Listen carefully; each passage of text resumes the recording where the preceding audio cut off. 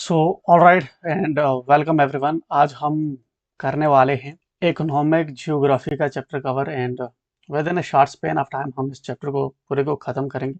ये उन्हीं स्टूडेंट्स के लिए यूज़फुल है जिन्होंने ऑलरेडी पहले इकोनॉमिक जियोग्राफी पढ़ रखी है एंड नाउ दे वाना रिवाइज और कुछ कोर इश्यूज पे उनको फोकस करना है। It will be beneficial for those and those who are noobs, जिनको भी पढ़ना है it's not for them. They have to study in depth first through standard books, through foundation courses. After that, they can uh, learn it. Anyway, let's get started first with the syllabus. What we have in syllabus is that World Economic Development, measurement and problem. That means what are different measures that we take to measure the economic development of the world, and what are the problems with these measurement criteria that we have under adoption, whether it's our GDP, gross national income, stuff like that. Then we have other topic, that is world resources and their distribution. We have a lot of world resources. For example, water, we have a sort of resource, rare earth minerals, emerging and under discussion, resources, vegetation, uh, coal, diamond, gold. These all are stuffs are sort of world resources, and how they are distributed across the world, this is something we have to study here. And in addition to this, we have certain sort of human resources that which developed countries, that some sort of developed countries के पास जो है ज़्यादा human resources हैं, well social capitals हैं, जो हमारी south countries के, they are lacking this, so we can distribute this. जब हम इन क्वेश्चंस को कर रहे होते हैं तो इसमें हमें वर्ल्ड की डिस्ट्रीब्यूशन का जो है मैप की ज़रूरत होगी। इस वाले में हमें जो है, जो हमारी रिनाउंड एजेंसीज हैं, जिस तरह से वर्ल्ड बैंक, यूएनडीपी वगैरह, उनका क्या कहना है डिफरेंट क्राइटेरियाज को लेकर, एंड एक्सपर्ट्स का क्या कहना है इस पर्टिकुलर टॉपिक पे, तो we should be knowing. Then we have energy crisis. Energy crisis is in news, जिसकी वजह से यूएस ईरान की वजह से ये अगेन न्यूज़ में है, तो you will be getting some sort of questions from here. Then we have the limits to growth, ठीक है। Again, in case of carrying capacity, it's getting important day by day, and due to exacerbating nature of climate change and erratic nature of climate change, uh, bringing it to limelight the concept of limits to growth. Then we have world agriculture, right? So world agriculture, typology of agricultural regions. So world agriculture कैसा है, मतलब किस reason में कौन सा climate, कौन सी soil, कौन सा क्लाइमेट, कौन सी फिजिकल कंडीशंस जो है किस पर्टिकुलर जो एग्रीकल्चर को सपोर्ट करती है, ठीक। एग्रीकल्चर इनपुट्स एंड प्रोडक्टिविटी, ठीक। This is more related to paper two में भी ये हमें आता है, एग्रीकल्चर पे पूरा चैप्टर है वहाँ पे। तो एग्रीकल्चर इनपुट्स एंड प्रोडक्टिविटी, ठीक है। एग्रीकल्चर एफिशिएंसी एंड डेंसिटी वगैरह के बारे में हमें यहाँ पे पता होना चाहिए। The next we have is food and nutrition problems, कि फूड एंड न्यूट्रिशियस प्रॉब्लम्स क्या हैं, जिस तरह से लैक ऑफ सफिशिएंट फूड्स, या कहीं पे ओबेसिटी वगैरह देखने को मिलती है, जिसमें हमारे जो मिनरल्स हैं कुछ, ठीक है, वो जिस तरह से हमारे कुछ विटामिन्स हैं वो लैक करते हैं। न्यूट्रिएंट डिफिशिएंसी हमें देखने को मिलती है बहुत सी न्यूट्रिशियस क्रॉप्स में, जो हमारी स्पेशली स्टेपल फूड्स हैं, जिसकी वजह से वेरियस डिसीजेस हमें देखने को मिलती हैं। Then we have food security. तो food security again becoming important because we have 8 billion population, और बहुत सी जो अफ्रीकन एंड एशियन कंट्रीज है, स्पेशली साउथ नेशंस हैं, उनमें फूड सिक्योरिटी का इशू देखने को मिलते हैं। फमाइंस, ठीक है, काजेज क्या है, फमाइंस के इफेक्ट्स क्या होते हैं, और रेमेडीज कैसे हम इसके साथ डील करते हैं। Then we have world industries. World industries आप देखें तो various sort of industries we have, चाहे वो मैन्युफैक्चरिंग की हो, सर्विसेज हो, उनके लोकेशन पैटर्न्स क्या है और उनकी प्रॉब्लम्स क्या है। देन पैटर्न्स आपका वर्ल्ड ट्रेड, और वर्ल्ड का ट्रेड कैसे हो रहा है, ठीक है। साउथ से नॉर्थ में क्या चीज़ें मूव कर रही है, नॉर्थ से साउथ में क्या चीज़ें मूव कर रही हैं, तो these are certain important things you have to keep in mind. So economic development and growth, world economic development measurement and problems, the limits to growth, ठीक है। So here we are in the first very topic, we are covering stuff limits to growth and world economic development measurement and problem, right. So these two topics we gonna cover the first one. So इसने पहले भी already questions पूछ रखे हैं, जैसे limits to growth पे question इसने पूछ के रखा है, ठीक है। अगेन लिमिट्स टू ग्रोथ के कॉन्सेप्ट्स पे, limits to growth and here we have. So सबसे पहले हम इकोनॉमिक डेवलपमेंट की मेजरमेंट क्राइटेरिया क्या होता है, देन उसमें प्रॉब्लम्स क्या है। इकोनॉमिक डेवलपमेंट जो है, सबसे पहले तो हमें डेफिनेशन होनी चाहिए, especially in optional subjects. Economic development refers to the process of improving the economic well-being and quality of life for a community or country. So what does we mean by economic development? Economic development basically refer करता है कि economic wellbeing को improve करना, लोगों की quality of life और economic wellbeing को improve करना, ठीक है, इसको हम कहते हैं, इस प्रोसेस को हम कहते हैं economic development. It involves increasing the availability of goods and services, improving infrastructure and enhancing standard of living. तो इसके अंदर हम तीन चीज़ें मेंशन की हमने। एक तो गुड्स एंड सर्विसेज की अवेलेबिलिटी को इन्हांस करना, इंक्रीज करना, इंफ्रास्ट्रक्चर को इम्प्रूव करना और स्टैंडर्ड ऑफ लिविंग जो है उसको इन्हांस करना। It is often measured using various indicators that reflect the health performance of an economy. तो बहुत से इंडिकेटर्स का यूज किया जाता है जो हेल्थ परफॉर्मेंस हमें एक इकोनॉमी की दिखाती है। सिंपली इकोनॉमिक डेवलपमेंट जब आप करेंगे, ये एक प्रोसेस है of improving the economic and wellbeing and quality of for a country और कम्युनिटी, ठीक है। इसके अंदर हम क्या करते हैं, अवेलेबिलिटी करते हैं गुड्स एंड रिसोर्सेज की, इंप्रूव करते हैं इंफ्रा को और इन्हांस करते हैं स्टैंडर्ड ऑफ लिविंग को। बहुत से इंडिकेटर्स हम यूज करते हैं जो हेल्थ एंड परफॉर्मेंस किसी इकोनॉमी की शो करता है, जहाँ पे इंडिकेटर्स ऑफ इकोनॉमिक डेवलपमेंट आपको देखने को मिलेंगे। जैसे पर कैपिटा जो है, पर कैपिटा इनकम है, ये प्रोवाइड करता है insight into the standard of living, ठीक है। यहाँ पे इन टोटल 8 मेजरमेंट क्राइटेरिया हैं। ये जो पहला इसका पार्ट है कि measurement development, world economic development measurement and problems, ये मेजरमेंट्स हम देख रहे हैं। तो मेजरमेंट से हम कैसे कर रहे हैं, पर कैपिटा इनकम, अगर पर कैपिटा इनकम जितनी ऊपर होगी तो ये इंडिकेट करता है कि स्टैंडर्ड ऑफ लिविंग उस सोसाइटी का उतना हाई हो सकता है। दो ये लैग भी कर सकता है, जैसा कि आप देखें इंडिया का हालांकि पर कैपिटा इनकम जो है आ, आ, बहुत कम है as compare to developed countries, लेकिन जो अफ्रीकन नेशन है उनसे ऊपर है, बट स्टिल जो है स्कीव्ड है, जिसकी वजह से आपको जो है मेजॉरिटी ऑफ लोग के अंदर पॉवर्टी देखने को मिलेगी, बिकॉज 1% पॉपुलेशन जो है 40% वेल्थ होल्ड कर रही है। So it happens in per capita. तो आप जो अपने आप में इसके भी जो है निगेटिव्स हैं, बट ये एक इंडिकेटर है, एक जो हमें दिखाता है। Then growth rate, when we are talking about growth rates, तो ये सिर्फ इकोनॉमिक एक्सपेंशन और कंट्रैक्शन की बात करता है। अब अगेन ग्रोथ रेट के अंदर जिस तरह से happiness, wellbeing, environment, these concern हम काउंट नहीं करते, इसको सिर्फ इकोनॉमिक परस्पेक्टिव से ही हम मेजर करते हैं। तो ग्रोथ रेट भी जो है अपने आप में एक इकोनॉमिक डेवलपमेंट का जो मेजरमेंट का क्राइटेरिया है। Then we have gross national product, ठीक है। इसके अंदर हम क्या करते हैं, कंपेयर करते हैं इकोनॉमिक आउटपुट को विद जीडीपी, ठीक, इकोनॉमिक आउटपुट को जीडीपी के साथ प्रिपेयर करते हैं। अगेन ये बहुत से जो इंपॉर्टेंट इंडिकेटर्स होते हैं वेलबींग के, उनको लीव अप कर देता है। Then we have GDP. GDP reflect करता है size of economy and growth rate, ठीक है, reflects the economy's growth and size and growth rate को जीडीपी हमारा रिफ्लेक्ट करता है। अगेन इसके भी जो है एनवायरमेंटल हैप्पीनेस, ठीक है ना, अनपेड लेबर जो हाउस होल्ड वर्क्स को काउंटिंग में लेता नहीं। Then we have inflation rate. जैसे कि इन्फ्लेशन रेट जो होता है एक इकोनॉमी के लिए जरूरी भी होता है, अगर इन्फ्लेशन रेट हमारा सिंगल डिजिट। हाउएवर अगर हमारा इन्फ्लेशन रेट ज्यादा, ग्रोथ से ज्यादा है हमारा इन्फ्लेशन रेट, तो इससे होता क्या है कि अल्टीमेटली जो परचेजिंग पावर है रुपये की या पैसे की, करेंसी की, वो डिक्रीज होती जाती है। तो इन्फ्लेशन रेट जो है अगेन एक इकोनॉमिक डेवलपमेंट का इंडिकेटर होता है। Then we have unemployment rate.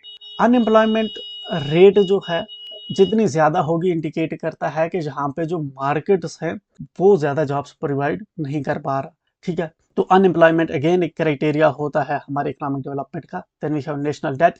High national debt होगा तो उसकी वजह से जो है इकोनॉमी उतनी बेटर नहीं समझी जाएगी। जितना लो नेशनल डेट होगा तो उतना देर आर हाई चांसेस कि इकोनॉमी जो है बेटर परफॉर्म करे, ठीक है। दो देर आर नेशन जिनका जो है नेशनल डेट जो है बहुत ज़्यादा है एज यूएसए, बट स्टिल वो अच्छा परफॉर्म कर रहे हैं। So it's not the sole criteria, लेकिन ये एक क्राइटेरिया है, ठीक है। हमें दोनों पक्ष में लिखना है, अगर हमें इसको लिखना पड़े ऐसा। तो जो डेट होता है वो एक कंट्री की स्टेबिलिटी को इम्पैक्ट करता है। Then we have trade balance. ये करेंसी वैल्यूज और स्टेबिलिटी को इम्पैक्ट करता है, जिस तरह से 1991 के हमें क्राइसिस देखने को मिली। देन ये जो इंडिकेटर्स होते हैं जब इनको इकट्ठे एनालाइज किया जाता है, ये एक कंप्रहेंसिव व्यू देते हैं इकोनॉमी की परफॉर्मेंस का and potential for future growth. तो patterns of economic development and alignment with human development. Now हमने already if you see here हमने मेजरमेंट तो डिस्कस कर दी। Now we are discussing that patterns, ठीक है ना, and then will discuss problems. Okay, so यहाँ पे हैं इसके बाद प्रॉब्लम्स एंड यहाँ पे पहले पैटर्न थे। Patterns of economic development and alignment with human development. Pattern क्या है इकोनॉमिक डेवलपमेंट के? Knowledge based economy, trade based economy, saving based economy, ethnic religiously affected economy. तो नॉलेज बेस्ड इकोनॉमी हमारी क्या है, ये एक ऐसी इकोनॉमी होती है जो फोकस करती है, एम्फासिस करती है इनोवेशन पे, टेक्नोलॉजी पे और ह्यूमन कैपिटल पे।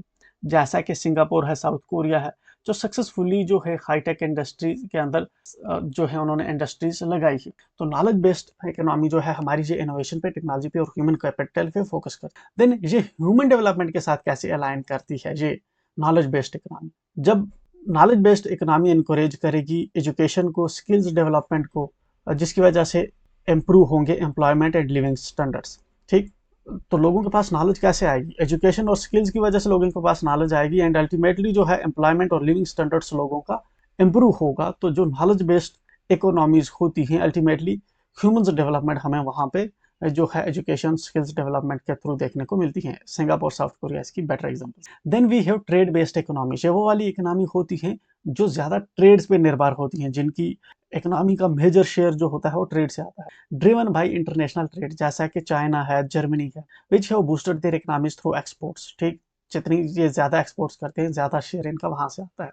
तो increases access to goods services can improve living standards but may lead to inequality. तो जितनी गुड्स एंड सर्विसेज का एक्सेस होगा उससे तो लिविंग स्टैंडर्ड्स इंप्रूव होगा, लेकिन इनइक्वालिटी भी हो सकती है। जिन लोगों को एक्सेस होगा they would be perform better, जिनके पास गुड्स एंड सर्विसेज का एक्सेस नहीं होगा they would be lacking behind. Then we have saving based economy. ये वाली इकोनॉमीज ऐसी होती है जो सेविंग्स और इन्वेस्टमेंट पे रिलाई करती है। ऑफन जो उन कंट्रीज में देखने को मिलता है जो जिनके पास रिसोर्सेज बहुत ज़्यादा होते हैं, जिस तरह से सऊदी अरेबिया का आप देखेंगे तो वहाँ पे नॉर्वे जो है वो ऑयल रेवेन्यू से जो पैसा जनरेट करते हैं उनको इन्वेस्ट करते हैं। तो वैसे इनकी इकोनॉमी जो है मेजर चलती है। Saving funds, public services and infrastructure, but direct human development depends on investment in health and education. ठीक है, तो डायरेक्ट जो डेवलपमेंट है वो हेल्थ एंड एजुकेशन के अंदर जितना पैसा लगाएंगे जे उतनी हमें देखने को मिलेगी। Then we have ethnic religiously affected economy. ये ऐसी इकोनॉमीज होती हैं जिनमें हमें एथनिक और रिलीजियस फैक्टर्स देखने को मिलते हैं। ठीक, बहुत ज़्यादा टेंशंस होते हैं। Religions where ethnic religious tensions hinder economic growth. Religious tensions की वजह से जहाँ पे हमें इकोनॉमिक ग्रोथ देखने को नहीं मिलती। Can cause inequality and instability negatively impacting human health development. तो इससे ह्यूमन हेल्थ डेवलपमेंट इम्पैक्ट होता है। नॉलेज बेस्ड, जहाँ पे नॉलेज पे फोकस करते हैं, सिंगापुर, साउथ कोरिया ऑप्शंस हैं, एग्जाम्पल्स हैं, और एजुकेशन एंड स्किल्स पे जहाँ पे फोकस होता है। ट्रेड बेस्ड इकोनॉमी जो इंटरनेशनल ट्रेड पे फोकस करते हैं, चाइना, जर्मनी, एक्सपोर्ट्स के जरिए एक्सेस होता है कुछ लोगों को, इसमें हो सकता है। सेविंग बेस्ड इकोनॉमी जो हमारी हैं, जो सेविंग्स और इन्वेस्टमेंट पे रिलाई करती हैं, Saudi Arabia, Norway, oil revenues से। ठीक है, डायरेक्ट ह्यूमन डेवलपमेंट होगा पॉसिबल अगर इन्वेस्ट करेंगे हेल्थ एजुकेशन के। Then we have ethnic religiously affected economy. वो इकोनॉमीज होती हैं जिनके अंदर कन्फ्लिक्ट्स फ्रीक्वेंटली हमें देखने को मिलते हैं, अफ्रीकन नेशंस। ठीक है ना, जिसकी वजह से इनइक्वालिटी एंड इनस्टेबिलिटी कंट्रीज के अंदर बनी रहती है। सो प्रॉब्लम्स क्या है वर्ल्ड इकोनॉमिक डेवलपमेंट के? वर्ल्ड इकोनॉमिक डेवलपमेंट के आप प्रॉब्लम देखें तो यहाँ पे लिस्ट कर रखे हैं 1, 2, 3, 4, 5, 6 एंड 7 फैक्टर्स हैं। एटलीस्ट आपको 5-6 तो इसमें याद होने चाहिए ताकि ऑन स्पॉट आप राइटिंग कर पाओ। इकोनॉमिक डेवलपमेंट के, वर्ल्ड इकोनॉमिक डेवलपमेंट की क्या प्रॉब्लम्स हैं? सबसे पहली प्रॉब्लम ये है कि सबड्यूड ग्रोथ ट्रेजेक्टरीज के बिलो हिस्टोरिकल नॉर्म्स। मतलब कि हिस्टोरिकली जितनी ग्रोथ हुआ करती थी उससे जो है कम ग्रोथ हमें देखने को मिलती है। अब इसके लिए डेटा फैक्ट्स भी हमें याद होने चाहिए। Inflation and monetary policy challenges हमें देखने को जहाँ पे मिलती हैं, राइट। इन्फ्लेशन बहुत ज़्यादा जो है बढ़ रही है। जियोपॉलिटिकल फ्रेगमेंटेशन और ट्रेड टेंशंस हमें देखने को मिलती हैं, जैसा कि अमेरिका फर्स्ट, चाइना फर्स्ट। ठीक है ना, टैरिफ्स वार, ये चीज़ें। Debt crisis in developing economies के अंदर हमें देखने को मिलते हैं। ओवरबर्डन हो जाते हैं डेट से, जैसे पाकिस्तान कंटिन्यूसली बेल आउट ले रहा है आईएमएफ से। Same goes with Egypt, Nigeria. Climate change और एनर्जी ट्रांजिशन प्रेशर्स। जितना टेम्परेचर राइज कर रहा है उतनी ज़्यादा एनर्जी की डिमांड भी बढ़ रही है एंड मोर जो है फॉसल फ्यूल्स बर्न हो रहे हैं। तो ये अपने आप में एक विश साइकिल जो है वो क्रिएट की जाए। Then uneven technology dividends. जो डेवलप्ड नेशंस हैं उनके पास टेक्नोलॉजीज है, बाकी नेशंस के पास है नहीं। डेमोग्राफिक हेडविंड्स भी देखने को मिलते हैं। बहुत सी जो कंट्रीज हैं वहाँ पे पॉपुलेशन एजिंग हो रही है एंड इंडिया, चाइना जैसे नेशन हैं जहाँ पे हमें जो है यंग पॉपुलेशन देखने को मिलती है। चलिए, इनके अब हमने ये तो दिमाग में रख लिया कि ग्रोथ पहले के मुकाबले उतनी हो नहीं रही, इन्फ्लेशन और मॉनेटरी पॉलिसी में चैलेंजेस देखने को मिल रही है, जियोपॉलिटिकल फ्रेगमेंटेशन और ट्रेड टेंशन देखने को मिल रही है, डेट क्राइसिस देखने को मिलते हैं, क्लाइमेट चेंज जो है ये एनर्जी ट्रांजिशन पे प्रेशर डाल रहा है, टेक्नोलॉजी का डिविडेंड है, डेमोग्राफिक हेडविंड्स है। तो इनकी एग्जांपल्स भी तो हमारे पास होने चाहिए, what we will be riding them. So subdued trajectories below historical growth के कंटेक्स्ट में हम लिखेंगे कि ग्लोबल ग्रोथ जो है projected at 2.7 to 2.9 for 2025-26, below the pre pandemic 3.2% average. पहले 2010 से 2019 तक हमने देखा कि 3.2% एवरेज की जो है ट्रेजेक्ट्री की जा रही थी कि इस पेस से जो है ग्लोबल इकोनॉमी ग्रो करेगी। बट नाउ ये नंबर हमें जो है कहीं ना कहीं 2.7 टू 2.9 के बीच में देखने को मिल रहा है। इट इंडिकेट्स के हिस्टोरिकली जितनी जो है इकोनॉमी ग्रो कर रही थी, now they are not growing to that extent. Developing economies जो हैं इनके अंदर स्ट्रक्चरल हेडविंड्स देखने को मिलते हैं, जिस तरह से वीक प्रोडक्टिविटी, एजिंग पॉपुलेशन और हाई डेट बर्डन जो हमें देखने को मिलते हैं। वीक प्रोडक्टिविटी, एजिंग पॉपुलेशन और high debt burden. Then we have inflation and monetary policy challenge. इसमें क्या है कि ग्लोबल इन्फ्लेशन जो है easing 4.2% in 2025, but persistent risks like sticky service sector prices, double-digit inflation in parts of Africa, and food insecurity exacerbated by climate shocks, trade restrict। तो inflation जो है दो आप देखोगे कि 4.2% के अराउंड थोड़ा कम हो रही है, लेकिन परसिस्टेंटली आप देखोगे सर्विस सेक्टर में इन्फ्लेशन जो है बूम कर रही है, या सेक्टर में डबल डिजिट इन्फ्लेशन आपको साउथ अफ्रीका के लगभग सभी सेक्टर्स में देखने को मिलेगी। फूड इनसिक्योरिटी बढ़ती जा रही है, फूड का इन्फ्लेशन भी आप देखेंगे तो जंप किए जा रहा है। सो ये एक चैलेंजेस है। Then we have geopolitical fragmentation and trade tensions. Weaker global growth हमें देखने को मिल रही है due to trade tensions. Reshoring policies जैसे यूएस चाइना डीकपलिंग कंटिन्यूज, मतलब यूएस जो है और चाइना के बीच में कंटिन्यूसली एक टसल देखने को मिलता है, और यूरोप की जो ग्रोथ है वो वीकेस्ट देखने को मिल रही है globally due to energy transition and fiscal austerity. तो जियोपॉलिटिकल फ्रेगमेंटेशन और ट्रेड टेंशंस भी जो है इकोनॉमिक डेवलपमेंट को हैम्पर कर रहे हैं। फर्दर आप देखेंगे debt crisis in developing countries, जैसे LICs facing risk debt servicing cost and unable to access affordable financing. Countries like Egypt, Nigeria are highly reliant on IMF programs, so that is encouraging for those nations। इस तरह से climate change, energy transitions की आप बात करें तो extreme weather events जो हैं वो एग्रीकल्चर को और सप्लाई चेन को डिस्टर्ब कर रहे हैं। 0.5 to 1% का जो है इन्फ्लेशन स्पाइक्स हमें क्लाइमेट चेंज की वजह से देखने को मिलते हैं। ग्रीन ट्रांजिशंस जो कास्ट हैं वो बजट्स को स्ट्रेन कर रहे हैं, बिकॉज ग्रीन ट्रांजिशन जो है, जो सोलर प्रोजेक्ट्स हैं या फिर दूसरे जो हैं इको फ्रेंडली प्रोजेक्ट्स हैं, उनमें इनिशियल कैपिटल जो है वो बहुत ज्यादा लग रही है। ठीक है।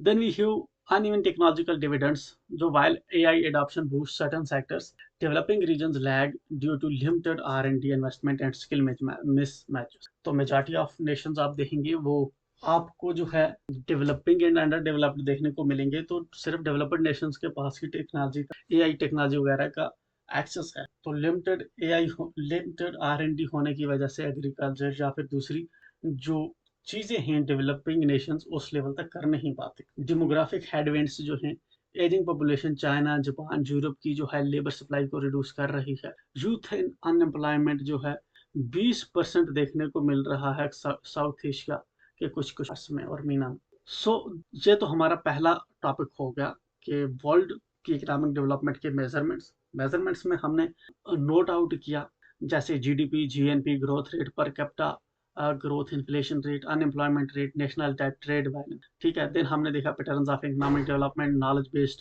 इकोनॉमी है, ट्रस्ट बेस्ड इकोनॉमी है, सेविंग बेस्ड है, एथनिक रिलीजियस अफेक्टेड है। देन हमने देखी प्रॉब्लम, सबड्यूड हमें ग्रोथ देखने को मिल रही है, इन्फ्लेशन और मॉनेटरी पॉलिसी चैलेंजेस देखने को मिलती हैं, जियोपॉलिटिकल फ्रेगमेंटेशन और टेंशन देखने को मिलती है, डेट क्राइसिस देखने को मिलती है, क्लाइमेट चेंज देखने को मिलता है, अनइवन टेक्नोलॉजिकल डिविडेंड और डेमोग्राफिक डिविडेंड्स वाले इश्यूज देखने को मिलते हैं। तो फर्स्ट टॉपिक हमारा come. Now the next we have is concept of limits to growth model. जो हमारा लिमिट टू ग्रोथ मॉडल है उसका कंसेप्ट हम यहाँ पे डिस्कस करेंगे। Again it's important, even though ये क्वेश्चन अगर डायरेक्टली नहीं भी पूछा जाता, still you should be supposed to mention it, right. Limits to growth model जो है ये पहले इंट्रोड्यूस किया गया था 1972 के अंदर। इन रिपोर्ट किसने किया था? Introduce by club of Rome. Aim to analyse global resource and pollution trends. Global resources और पोल्यूशन के ट्रेंड्स को ये एनालाइज किया है। तो ये वाला जो लिमिट्स टू ग्रोथ है बेसिकली इसने क्या किया है, इसने 5 फैक्टर्स लिए हैं, ठीक है, जैसे resources, food per capita income, population, pollution, industry, ये ओवर द टाइम कैसे ग्रो करेंगे, इसके लिए इन्होंने एक मैप ड्रा किया है। अगर रिसोर्सेज कैसे ओवर द टाइम ग्रो करेंगे, पॉपुलेशन कैसे करेगी, पर कैपिटा इनकम कैसे बढ़ेगी, ठीक है, इंडस्ट्रियल आउटपुट पर कैपिटा कैसे बढ़ेगा, पोल्यूशन ओवर द टाइम जो है कैसे बढ़ेगी इन द नेक्स्ट सेंचुरी। ये प्रिडिक्शंस इसके अंदर लिमिट्स टू ग्रोथ मॉडल के अंदर जो है ये 5 प्रिडिक्शंस जो हैं की गई हैं, 5 डेटा इसने हमें बताया है कि अगर आप ज्यादा स्ट्रेन डालोगे रिसोर्सेज पे तो वो जल्दी खत्म हो जाएगा। Again this becomes an important graph जो हमारे दिमाग में होना चाहिए, हमें बनाना आना चाहिए। चलिए, developed by DH Meadows, JW Forrester and others at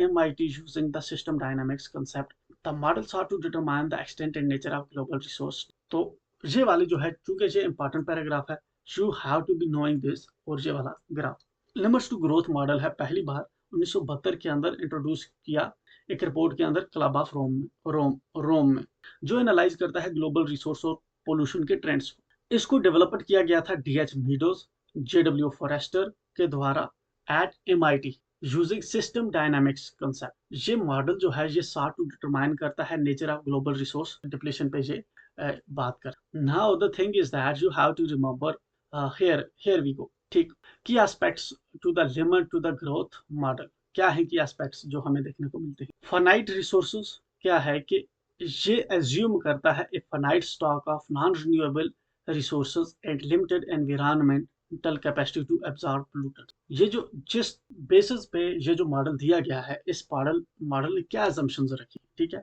किन बेसिस पे जो है अल्टीमेटली ये अपनी थ्योरी डेवलप की। फर्स्ट ये कि इन्होंने एज्यूम किया कि रिसोर्सेज जो है हमारे पास ये फाइनाइट है, नॉन रिन्यूएबल रिसोर्सेज हमारे पास लिमिटेड है, ठीक है, और लिमिटेड कैपेसिटी है एनवायरनमेंट की पोल्यूटेंट्स को एब्जॉर्ब कर। दूसरा इन्होंने क्या फैक्टर कंसीडर किया है कि major variables analyse the interaction of population, pollution, resource, industrial output, food per capita.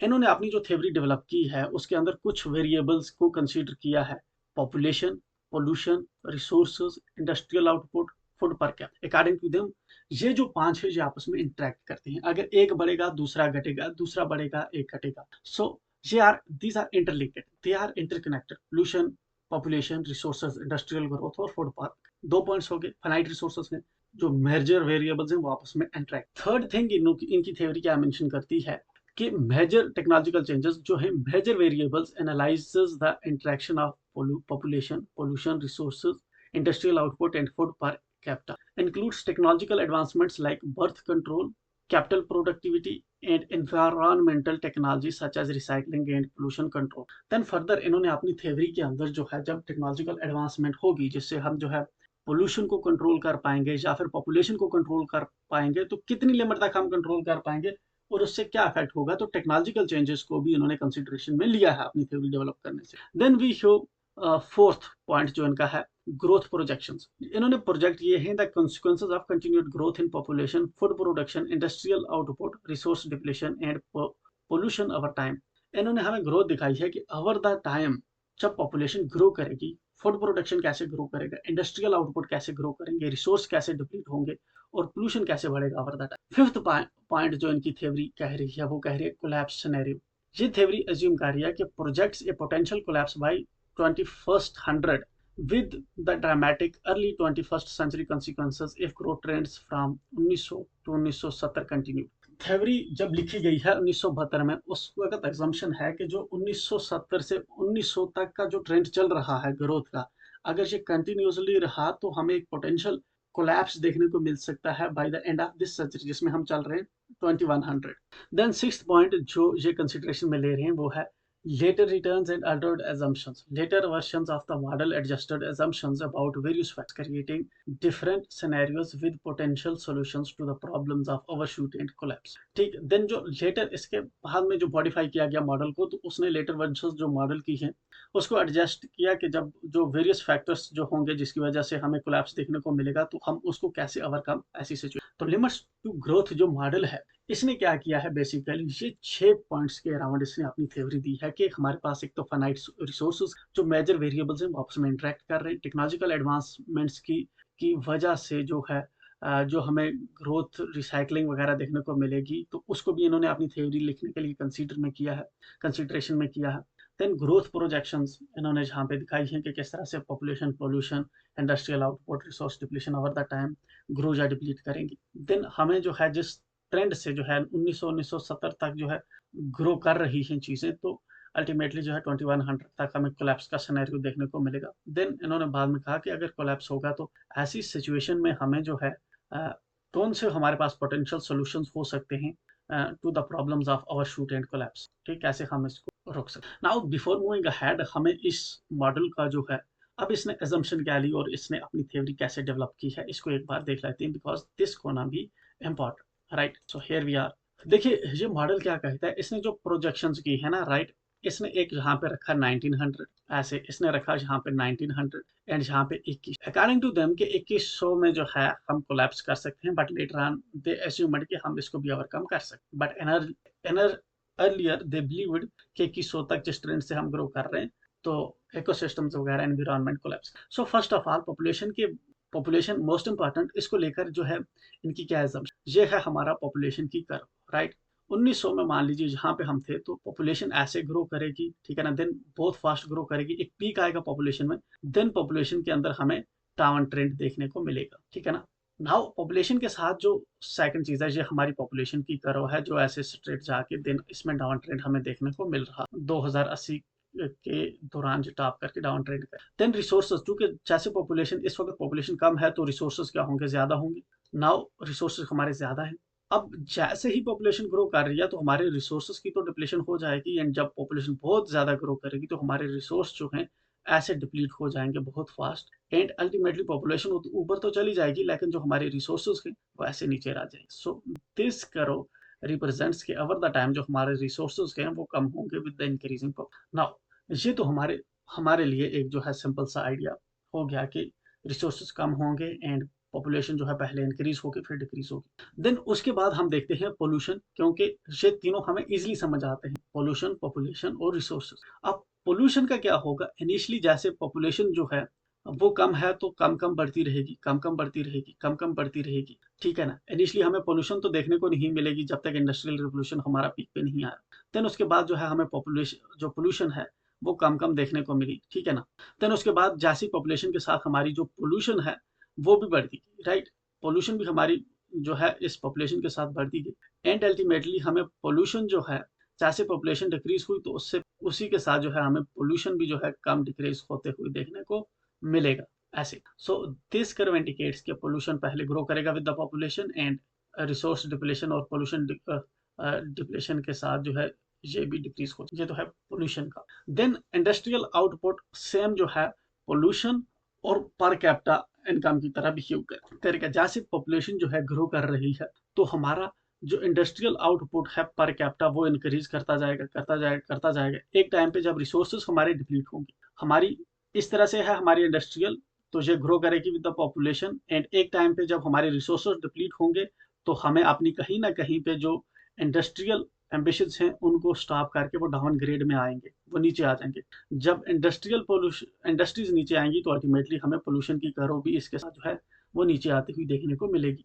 दो जो हमारी पहले इंडस्ट्री आएगी, देखिए यहाँ पे पहले हमारी इंडस्ट्री जो है नीचे आएगी, उसके बाद जो है पोल्यूशन की जो कर्व है उसके बाद वापस आती है, उसके बाद वापस आ रही है। देन उसके बाद है हमारा per capita food per capita. तो फूड पर कैपिटा जो है आप 1900 में देखें तो पहले ज्यादा था, ठीक है ना, पॉपुलेशन कर्व के इसे ऊपर है, एंड ये आते आते जहाँ पे जो है इंडस्ट्री के लगभग जो है साथ ही जो है ये भी हमें नीचे आ जाए, फूड पर कैपिटा भी नीचे आ जाए। तो फूड पर कैपिटा लगभग नीचे आ जाएगी, इंडस्ट्रियल भी सेम टाइम पे नीचे आ जाएगी, इंडस्ट्री को कम होते हुए देख के पोल्यूशन भी जो है नीचे आ जाएगी। Then resources already over the time population के साथ डिप्लीट होते रहेंगे, और पॉपुलेशन जो है जब ये सब चीजें हो जाएंगी तो पॉपुलेशन को भी कम होना पड़ेगा बिकॉज वी हैव लिमिटेड। तो ये वाली जो थी हमारा बेसिक थ्योरी का कंसेप्ट था, ग्राफ था। नाउ क्रिटिसिज्म क्या है of the limits to growth model, इसका क्रिटिसिज्म आप देखेंगे तो पहला क्रिटिसिज्म इसको ये है कि ये ओवर सिंप्लीफिकेशन है और मॉडल की लिमिटेशंस है, ठीक है ना। दूसरा है टेक्नोलॉजिकल प्रोग्रेस को ये जो है अंडर एस्टिमेट कर। तीसरा आप देखेंगे जो है फॉल्टी अजम्पशंस जहाँ पे देखने को मिलती हैं और डेटा सेंसिटिविटी। चौथा ये है कि जो इसकी प्रिडिक्शन है उसको मिस इंटरप्रिटेशन ऑफ प्रिडिक्शन यहाँ पे देखने को हमें मिलता है।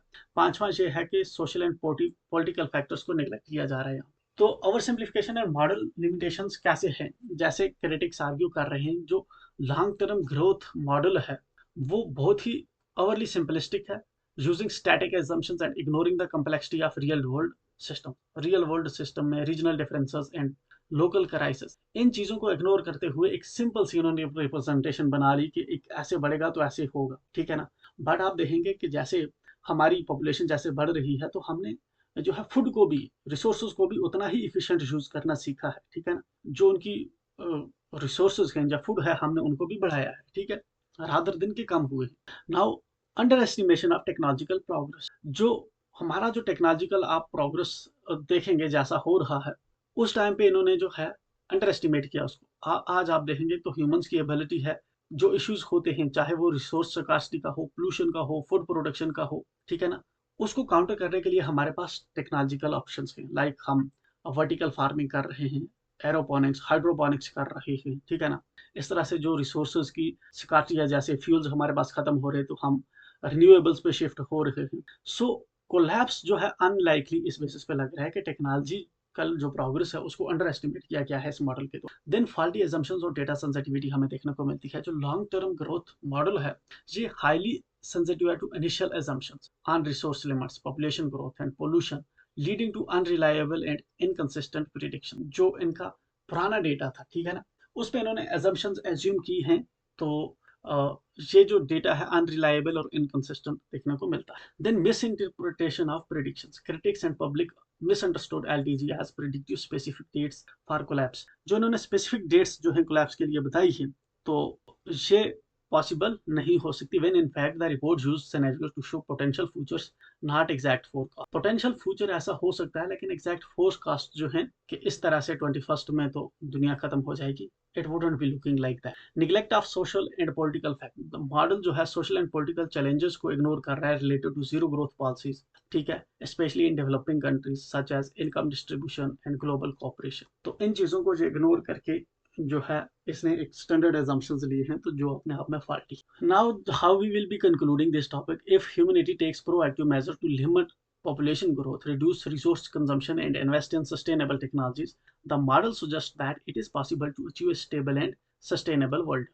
In this scenario, population and industrial output level of and resource use and pollution are kept within the planet's capacity। तो इस मॉडल के अकॉर्डिंग अगर जो है हम पॉपुलेशन को लिमिट करते हैं, रिसोर्स कंजम्पशन कम करते हैं, सस्टेनेबल टेक्नोलॉजीज के अंदर इन्वेस्ट करते हैं, तो ये मॉडल सजेस्ट करता है कि हमें एक स्टेबल और सस्टेनेबल वर्ल्ड देखने को मिलेगी। इस सिनेरियो के अंदर पोल्यूशन और इंडस्ट्रियल आउटपुट के जो लेवल हैं, पॉपुलेशन और इंडस्ट्रियल आउटपुट के लेवल हैं, वो हमें कम होते हुए देखने को मिलेंगे, और रिसोर्स जो यूज और पोल्यूशन जो है वो हमें प्लैनेट्स की कैपेसिटी के अंदर ही देखने को मिलेगा। हम मतलब कि अगर ये मेथड से अडाप्ट कर लेते हैं तो हम कैरिंग कैपेसिटी को ब्रीच नहीं करेंगे।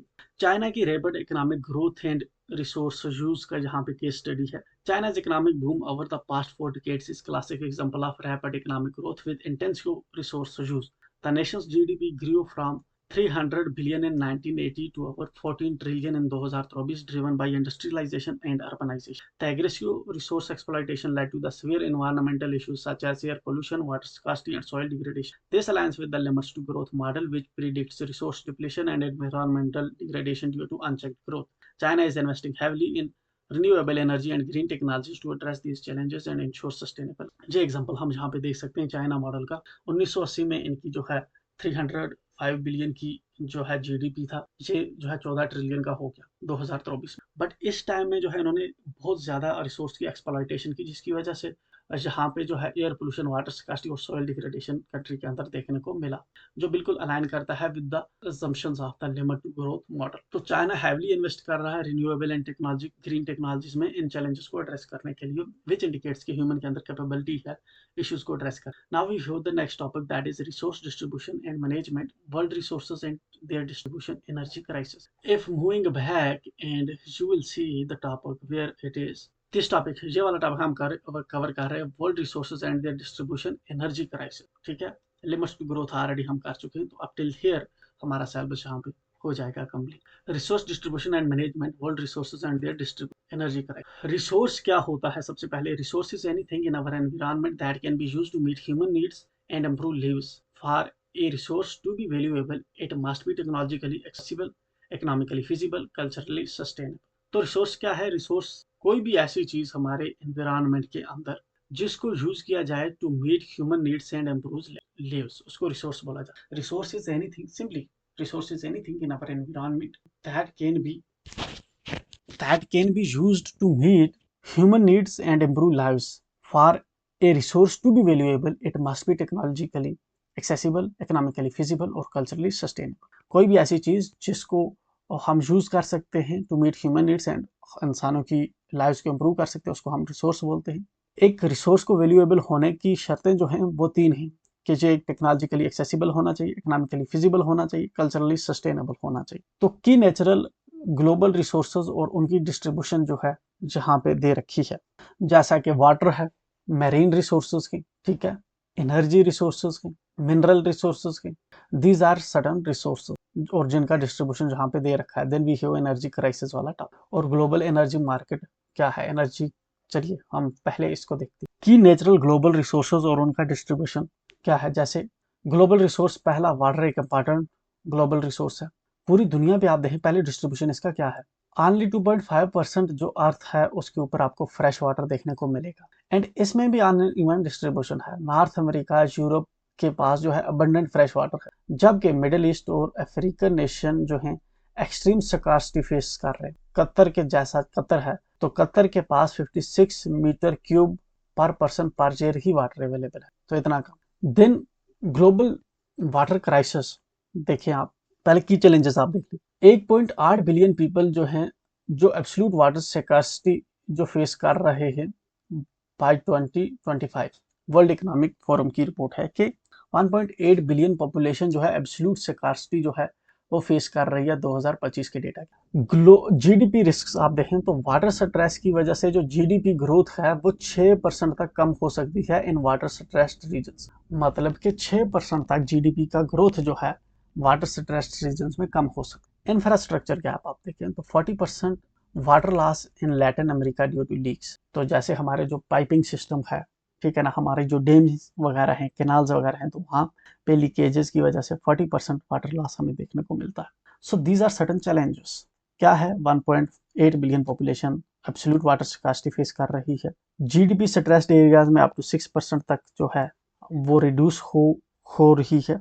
इंफ्रास्ट्रक्चर गैप्स हमें देखने को मिलते हैं जिसमें वाटर लीकेजेस 40%, जैसे एग्जांपल के लिए 40% वाटर लॉस जो है लैटिन अमेरिका के अंदर सिर्फ लीक्स की वजह से देखने को मिलता है। ग्लोबल वाटर क्राइसिस क्या बता रहे हैं भाई? Global water crisis is an urgent issue characterised by the scarcity of usable and accessible water resources across the world. तो ये एक ग्लोबली एक मेजर इशू है। 703 million people lack access to water. 703 million लोगों के पास तो एक्सेस टू वाटर है ही नहीं। Over 2 billion do not have safe drinking water services. 2 billion से ज्यादा लोगों के पास सेफ ड्रिंकिंग वाटर जो है सर्विस नहीं है। 25 countries are currently exposed to extremely high water stress annually। Baseline water stress। तो वाटर स्ट्रेस रीजन आपको कौन कौन से देखने को मिलेंगे? जहाँ पे जैसे इंडिया है, जहाँ पे आप देखेंगे मिडिल ईस्ट नेशंस ये वाले। So will try it by another line. आप 3 तरह से डेटा जो है जहाँ पे पुट डाउन कर सकते हैं, राइट। ओके, ऐसे करिए ड्रा, ऐसे ऐसे ऐसे ऐसे, राइट। ये वाला जो रीजन है आपको और ये वाला रीजन, ठीक है ना, ये वाला रीजन, ठीक है, जहाँ पे extreme water scarcity water stress देखने को मिलेगा। Then high water stress region, आप इसको मार्क करिए, आप इस रीजन को वाटर मार्क करिए, ठीक है ना। रेस्ट जो है आप इसको मार्क करिए, ठीक है ना। रेस्ट को आप दिखा सकते हो बस ऐसे ही, ठीक है ना, दूसरे को व्हाइट में ही रहने दो। तो ये आपने मार्क कर ऐसे हाईली स्ट्रेस्ड, हाई स्ट्रेस्ड, ये हो गया एक्सट्रीमली स्ट्रेस, हाई स्ट्रेस्ड और मीडियम टू लो, ठीक है, वाटर स्कार्सिटी। तो वाटर क्राइसिस अफ्रीका की केस स्टडी है जहाँ पे African water crisis in Africa. Africa जो है severe water crisis security challenges due to combination of factors such as poor infrastructure, corruption, mismanagement और ड्राट्स की वजह से हमें वाटर क्राइसिस देखने को मिलते हैं। 2020 के अंदर अप्रोक्सीमेटली 344 मिलियन पीपल सब सहारन रीजन के अंदर जो है इनको access to safely manage drinking water नहीं था। This lack of access is compounded by the enormous burden placed on women and girls who spend extensive amounts of time collecting water from distant resources, often leading to disruption in their education and health. Further exacerbating the situation, the transboundary conflicts, such as the tensions surrounding the Nile River, where multiple countries rely on shared water resources. तो African water crisis का जहाँ पे हम issue explain कर सकते। Now जो हमारे next resources हैं वो है मेरीन रिसोर्सेज। आप देखें तो 90% ग्लोबल का जो फिश स्टॉक्स है वो फुल्ली एक्सप्लॉइटेड हमें देखने को मिलता है FAO के कारण। पोल्यूशन के हिसाब से आप देखें तो 11 मिलियन टन प्लास्टिक जो है एनुअली इंटर होता है किसके अंदर, ओशंस के अंदर। की फिशरीज जो है नॉर्थ अटलांटिक और एंड पैसिफिक 70% जो है ग्लोबल कैच आपको देखने को मिलेगा। So that's the distribution. ठीक है, अब चैलेंजेस क्या है इसमें, ओवर फिशिंग हो रही है, north Atlantic cod stocks collapse जो है 90% तक सिंस 1970। एसिडिफिकेशन ओशन की देखने को मिल रही है, 30% मोर एसिडिक है since industrial era. Dispute South China Sea claims affect 3.4 trillion annual trade affect कर रहा है हमारे इश्यूज। नाउ जो ट्रॉपिकल फिशिंग ग्राउंड्स हैं, tropical fishing grounds are located within 30 degree north and south of equator, where warm ocean water supports a rich biodiversity of marine life. These regions are crucial for global fisheries, providing a significant portion of the world's fish catch. जहाँ पे इस map को भी draw करने के लिए जो है आप यहाँ पे बता सकते हो कि वो रीजन जहाँ पे ज्यादा जो है फिशरी की प्रोडक्शन होती है, ये वाला रीजन, ये वाला रीजन, ये वाले रीजन, ये वाले, इनको हम मार्क करेंगे जहाँ पे मैरीन कैप्चर प्रोडक्शन जो है हाई देखने को मिलता है, हाई मैरीन कैप्चर प्रोडक्शन। ठीक है, दूसरा हम जो है वो मार्क करेंगे ये रीजन, ये रीजन, ये रीजन, ये रीजन, ये रीजन, ये रीजन, ये इंडिया, ये मीडियम में हम मार्क कर रहे हैं, राइट, मीडियम में, मीडियम में, इधर वाले मीडियम में। ठीक है, ये वाला मीडियम में मार्क हम करेंगे। ठीक है, इंटरेस्ट हम लो या निग्लिजिबल करेंगे जो वाइट वाले, दैट्स हाउ। तो रीजन और इंडियन ओशन जैसे है और इसके अंदर क्या एरियाज और स्पीशीज है। इंडियन ओशन जो है यहाँ पे ट्रॉपिकल कंटिनेंटल शेल्फ आपको देखने को मिलेगी, including species like Scombridae mackerels, herrings and catfish जैसी स्पीशीज अरेबियन सी और बे ऑफ बंगाल के अंदर देखने को मिलती हैं। देन ईस्टर्न ट्रॉपिकल पैसिफिक के अंदर जो है फिशन रीजन है जहाँ पे Honduras, Guatemala, El Salvador. Then South East Asia के अंदर जो है आप देखेंगे तो यहाँ पे फिलीपींस है, बांग्लादेश है, known for rich biodiversity and reliance on small scale fisheries. Then south western Atlantic जो है फर्नांडो डी नोर्नो एकल off north east Brazil, home to tropical marine ecosystem. Then west Indian Ocean like Comoros showing higher fishing effort density. Tropical fishing grounds जो हैं ये vital हैं for global fisheries, but इनके अंदर challenges हमें over fishing की वजह से देखने को मिलती हैं, हैबिटेट डिग्रेडेशन और क्लाइमेट चेंज इम्पैक्ट्स की वजह से। ब्लू इकोनॉमी की बात करें, according to World Bank, blue economy is defined as the sustainable use of ocean resources for economic growth, improved livelihoods and jobs while preserving the health of the ecosystem. Potential of blue economy in Indian Ocean region हमें कहाँ देखने को मिलता है, transport जैसे 7,500 kilometre की coast line है, 12 major ports हैं, 200 माइनर पोर्ट्स हैं। ठीक है, 95% बिजनेस जो है जहाँ से हो रहा है, जो 4% GDP को कंट्रीब्यूट कर रहा है। फिशिंग एंड एक्वाकल्चर की बात करें तो एनुअल जो ग्रोथ है वो 10.87% की देखने को मिल रही है since 14-15, with 161 lakh ton of fish produce 2021। Renewable energy देखें तो potential 12 gigawatt from tidal energy हम जनरेट कर सकते हैं and 40 gigawatt from wave energy जो है इंडिया जनरेट कर सकता है। Ocean based tourism, vast coastline और बीचेस जो हैं प्रोवाइड करते हैं significant potential for thriving tourism industry, example Lakshadweep. Deep sea mining, India का डीप सी मिशन जो है, ओशन मिशन जो है, इसका एम है टू माइन कॉपर, निकल, कोबाल्ट एंड मैग्नीज, जो 110 बिलियन डॉलर का जिसमें जो है हो सकता है, यहाँ पे इकोनॉमी है। केस स्टडी इंडिया की blue economy initiatives. India with its extensive coastline is well position to leverage the blue economy. Key initiatives include deep sea और deep ocean mission for sustainable marine exploration, PMSS, Pradhan Mantri Matsya Yojana to modernise fisheries and target 30 gigawatt offshore wind capacity by 2030 to reduce fossil fuel dependence. Efforts in integrated coastal zone management aim to balance economic, social, and environmental goals. These Initiatives highlight India's potential for sustainable growth, but success will depend on collaboration between government, industry, and civil society. Moving ahead, we have energy resources. Energy resources का distribution आप देखें globally तो fossil fuels जो हैं middle east hold करता है 40% oil reserves. United states के पास कोल है बहुत ज़्यादा और रशिया के पास है गैस। रशिया जो है 24% गैस रिजर्व होल्ड करता है ग्लोबली। रिन्यूएबल एनर्जी जो आप देखेंगे तो मोर इवनली डिस्ट्रीब्यूटेड है, क्योंकि रिन्यूएबल एनर्जी वो चाहे सोलर हो, विंड हो, हाइड्रो हो, लगभग सभी नेशंस में जो है नॉन रिन्यूएबल से ज़्यादा जो है मोर इवनली आपको डिस्ट्रीब्यूट देखने को मिलेगी। क्या की चैलेंजेस के एनर्जी रिसोर्सेज को लेकर? एनर्जी पॉवर्टी हमें देखने को मिलती है। 675 मिलियन पीपल जो हैं उनके पास इलेक्ट्रिसिटी नहीं है। ट्रांजेक्शन कास्ट आप देखें तो 4.5 ट्रिलियन पर ईयर जो है वो चाहिए अगर हमें नेट जीरो होना है बाई 2050, तो बहुत हैवी है। जियो पोलिटिकल रिस्क आप देखें तो 60% ऑफ ऑयल ट्रेड जो है वो पास करता है थ्रू मैरीटाइम चौक पॉइंट्स जैसे स्ट्रेट ऑफ हॉर्मूज। तो ये कुछ की चैलेंजेस हैं, जैसा कि इसका इफेक्ट हमें देखने को भी मिला। रिसेंट जो कन्फ्लिक्ट हुआ तो इंडिया के अंदर प्राइसेस शूट कर रही है, इवन बाकी कंट्रीज जो डिपेंडेंट थी स्ट्रेट ऑफ हॉर्मूज पे, तो सभी जगह पे जो है काफ़ी ग्लोबली हमें प्राइसेस जो है क्रूड के 110-20 भी क्रॉस करते हुए देखने को मिल रहे हैं। डिस्ट्रीब्यूटेड एनर्जी रिसोर्सेज DRs जो हैं ये रेफर करते हैं to small scale decentralised energy generation and storage systems, often utilizing renewable resources such as solar, wind, and biomass. These systems can either be grid connected or operate independently, generating power close to where it is consumed. So DERs क्या होता है? ये actual में हमारे पास छोटे छोटे जो है स्मॉल जो है एनर्जी यूनिट्स हैं, जिस तरह से हमारा जो है सोलर सिस्टम्स हैं पीएम सूर्य घर के अंदर जो लगाए जा रहे हैं, तो ये किसी रिमोट एरिया में जो है वहीं पे एनर्जी जनरेट कर रहे हैं, वहीं पे इसको यूज किया जा रहा है। इवन हम जो DER हैं इनको जो है ग्रिड के साथ भी कनेक्ट कर सकते। बेनिफिट्स क्या होते हैं DER के?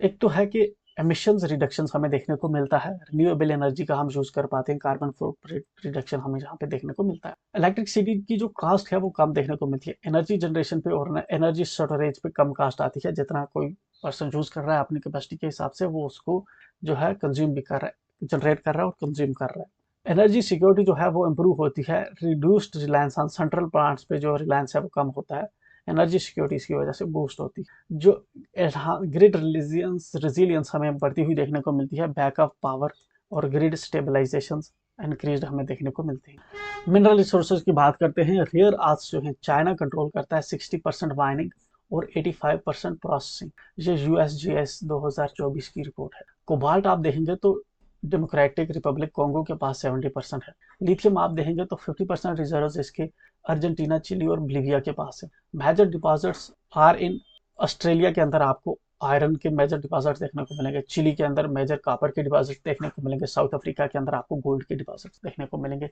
इट इंडिकेट्स के बहुत अनइवनली जो है यहाँ पे जो मिनरल्स हैं, रिसोर्सेज हैं, वो डिस्ट्रीब्यूटेड है। चैलेंजेस क्या हैं? चैलेंज ये है कि एक तो एनवायरमेंटल कास्ट, जब माइनिंग की जाती है तो उसकी वजह से 4 से 7% जो ग्लोबल GHG एमिशंस होता है वो माइनिंग की वजह से हो रही है। ये UNEP का डेटा है। सप्लाई चेन रिस्क होती हैं, जैसे EV बैटरीज के लिए जो है 500% मोर क्रिटिकल मिनरल्स की जरूरत होगी बाई 2050। ठीक है। एंड आप देखें जब कोई कन्फ्लिक्ट होता है तो चाइना ने रिसेंटली जब बैन कर दिया, जब USA ने टैरिफ बढ़ा दिए चाइना पे, तो चाइना ने ही जो है लिमिट कर दिया अपने रेयर अर्थ मिनरल्स को ही। तो ऐसे सप्लाई चेन शॉर्ट्स और इश्यूज रिस्क रहते हैं। जियो पॉलिटिक्स आप देखें तो चाइना डोमिनेट करता है 95% of graphite anode production. So ये काफ़ी अनइवनली डिस्ट्रीब्यूटेड है। क्रिटिकल मिनरल्स देखते हैं, हमारे पास क्रिटिकल मिनरल्स वो एलिमेंट्स होते हैं that are building blocks of essential modern day technologies and are at risk of supply chain disruption. Modern day technology के जो बिल्डिंग ब्लॉक्स हैं, बहुत क्रिटिकल मिनरल्स जो हैं बहुत इंपॉर्टेंट होते हैं और ज़रूरी है मॉडर्न डे टेक्नोलॉजी के लिए। एंड ये चर्चा में क्यों रहते हैं? क्योंकि सप्लाई चेन की डिसरप्शन हमें फ्रीक्वेंटली देखने को मिलती हैं चाइना के द्वारा। These minerals are now used everywhere from making mobile phones, computers to batteries, electric vehicles and green technologies like solar panels and wind turbines। जहाँ पे भी आप देखेंगे मोबाइल फोन हो, कंप्यूटर बैटरीज हो, इलेक्ट्रिक व्हीकल्स हो, ग्रीन टेक्नोलॉजीज हो, तो सब जगह पे आपको क्रिटिकल मिनरल्स देखने को मिलते हैं। जैसे कि हमारा ग्रेफाइट है, हमारा लिथियम है, कोबाल्ट है, ये EV बैटरीज के लिए जैसे यूज किए जाते हैं। क्रिटिकलिटी जो है मिनरल्स की वो बढ़ जाती है इकोनॉमिक इंपॉर्टेंस और सप्लाई रिस्क की वजह से। इकोनॉमिक इंपॉर्टेंस क्या है कि डिसरप्शन पोटेंशियल हो सकता है, sustainability index, GVA multiplier, cross cutting index. Supply risk क्या है? Governance weighted mineral concentration, and of recycling rates, import reliance, and self-sufficiency, substitutability index, resource concentration and supply chain.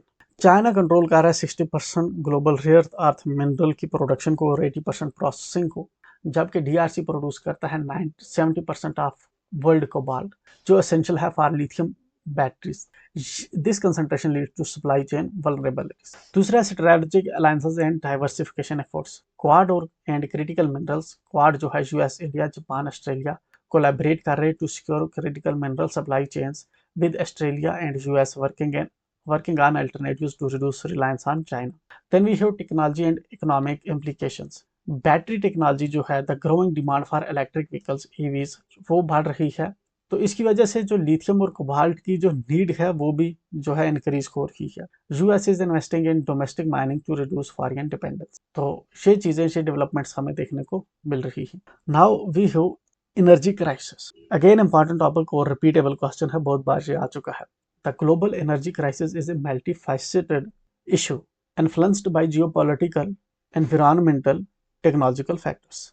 It reflects the challenges that nations face in balancing energy security, climate change mitigation, and the transition to renewable energy. Energy crisis basically होता क्या है? Energy crisis होता है हमारा जब हमारी जो energy की डिमांड है और जो एनर्जी की सप्लाई है ये इक्वल नहीं होती. डिमांड मान लो ज़्यादा है, सप्लाई कम है, तो ऐसी सिचुएशन को एनर्जी क्राइसिस बोला जाता है. मैच नहीं कर रहे जब एनर्जी, इस सिचुएशन होगी एनर्जी का. ग्लोबल एनर्जी क्राइसिस आप देखें तो मल्टीफेसिटेड इशू है.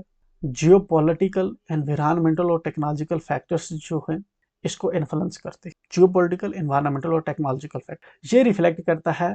It reflects the challenges that nations face in balancing energy security, climate change mitigation, and the transition to renewable energy resource.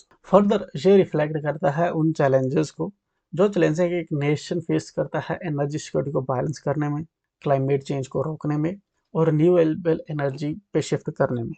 तो ये सभी चीज़ों को जो है हमारा एनर्जी क्राइसिस वाला जो केस है ये डिस्कस करता है.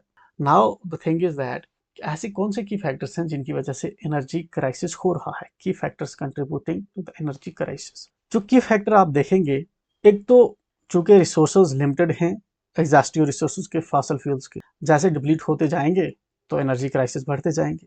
दूसरा ये है कि क्लाइमेट चेंज और एनवायरमेंटल कंसर्न्स की वजह से बहुत ज़्यादा जो है बर्निंग हो रही है. एक तो एनवायरमेंटल इम्पैक्ट हो रहा है और मोर टेम्परेचर इंक्रीज होने की वजह से मोर एनर्जी कंजम्पशन की जरूरत पड़ रही है.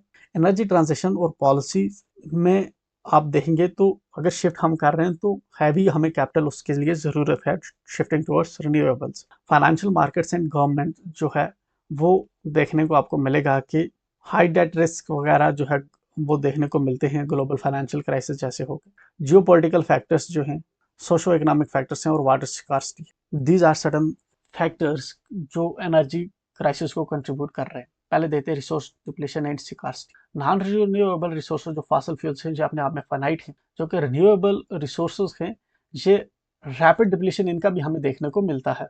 तो इस वजह से एक तो एनर्जी क्राइसिस है. दूसरा है climate change and environmental. Fossil fuel की बर्निंग की वजह से हमें क्लाइमेट चेंज देखने को मिलता है. Carbon pricing is considered but carbon markets may have limitations. Environmental constraints like water scarcity threaten resource production. Then energy transitions and policy. Fossil fuels से renewables पे shift करना involves geographical and special changes. Government policies drive technology adoption. तो it is not that easy कि हम easily जो है energy transitions कर पाए. Then we have financial markets and governance. Capital availability और private ownership जो है इसकी वजह से हमें शेल बूम देखने को मिल रहा है. हाई रिस्क डेट और गवर्नमेंट सपोर्ट जो हैं इसके पीछे थे. 2008 के financial crisis shifted the focus to commodity. Then we have geopolitical. Resource peripheries are vulnerables and tied to the global economy. Conflicts over share resources and new extraction technologies की वजह से हमें चैलेंजेस देखने को मिलती हैं, जैसे आर्कटिक है. ठीक है, तो आर्कटिक एक सेंसिटिव रीजन है. वहाँ पे जब आप रिसोर्स का एक्सप्लॉयटेशन करेंगे तो हमें कन्फ्लिक्ट्स बढ़ते हुए देखने को मिल सकते हैं, या फिर जैसे इराक वाला USA ने केस किया. These are certain issues. Economic and social and economic factors. Poverty और economic inequalities drive interest in resource wealth, but balancing climate change and resource driven development remains difficult. जैसा कि poverty और economic हमारी inequalities हैं, उनको address करने के लिए जो है हमें बहुत ज़्यादा एनर्जी का जो है यूज़ करना होगा, but at the same time हमें क्लाइमेट चेंज और रिसोर्स ड्रिवन डेवलपमेंट को भी जो है बैलेंस करने की ज़रूरत है। वाटर स्कार्सिटी की अगर हम बात करें तो वाटर स्कार्सिटी अफेक्ट करता है extractive projects and resource security, specially in arid regions. Adaptation is critical in drought prone areas. Global जो एनर्जी क्राइसिस है वो एक कम्प्लेक्स इशू है, shaped by variety of factors including geopolitical tensions, climate change and need for transition to renewable energy. Addressing these challenges requires global cooperation and significant investment in infrastructure and the adoption of sustainable energy policies. This is how we will be concluding it. तो क्या हमने की factors देखे जो energy crisis को contribute कर रहे हैं? रिसोर्स का depletion and scarcity, climate change और environmental concerns, then energy transitions और policies, financial markets and governance, geopolitical factors, socio economic factors, water scarcity. फिर हमने कंक्लूजन में देखा कि ग्लोबल एनर्जी क्राइसिस एक कम्प्लेक्स इशू है जो वैरायटी ऑफ फैक्टर्स से हमें देखने को मिलता है, चाहे जो जियोपॉलिटिकल टेंशंस हो, क्लाइमेट चेंज हो और need to transition to renewable energy. इनको एड्रेस करने की ज़रूरत है, जिसके लिए हमें ग्लोबल कोऑपरेशन और इन्वेस्टमेंट इन इंफ्रास्ट्रक्चर की ज़रूरत है and adoption of sustainable energy policies की ज़रूरत। We have a case study here, aligning cost, climate, energy security and industrial strategies. Cost efficiency and climate goals. Transitioning to renewable energy reduces long-term cost, while carbon pricing makes renewables more competitive by factoring in fossil fuel environmental costs. दूसरा आप देखेंगे energy security और climate goals. Diversifying energy resources with renewables strengthens energy security, reducing dependence on fossil fuels and enhancing stability. Industrial strategies आप देखें तो government support for clean technologies, local content requirements drive industrial growth and global collaboration and innovation. Aligning cost, climate goals, energy security, industrial strategies crucial for achieving sustainable economic growth. Next, moving on, we have global energy market. Global energy market जो है इसके अंदर आपको significant transformations देखने को मिलेंगी, जो कि टेक्नोलॉजिकल एडवांसमेंट्स, जियोपॉलिटिकल टेंशंस और एनवायरमेंटल कंसर्न्स की वजह से हमें देखने को मिलती हैं किसमें, ग्लोबल एनर्जी मार्केट।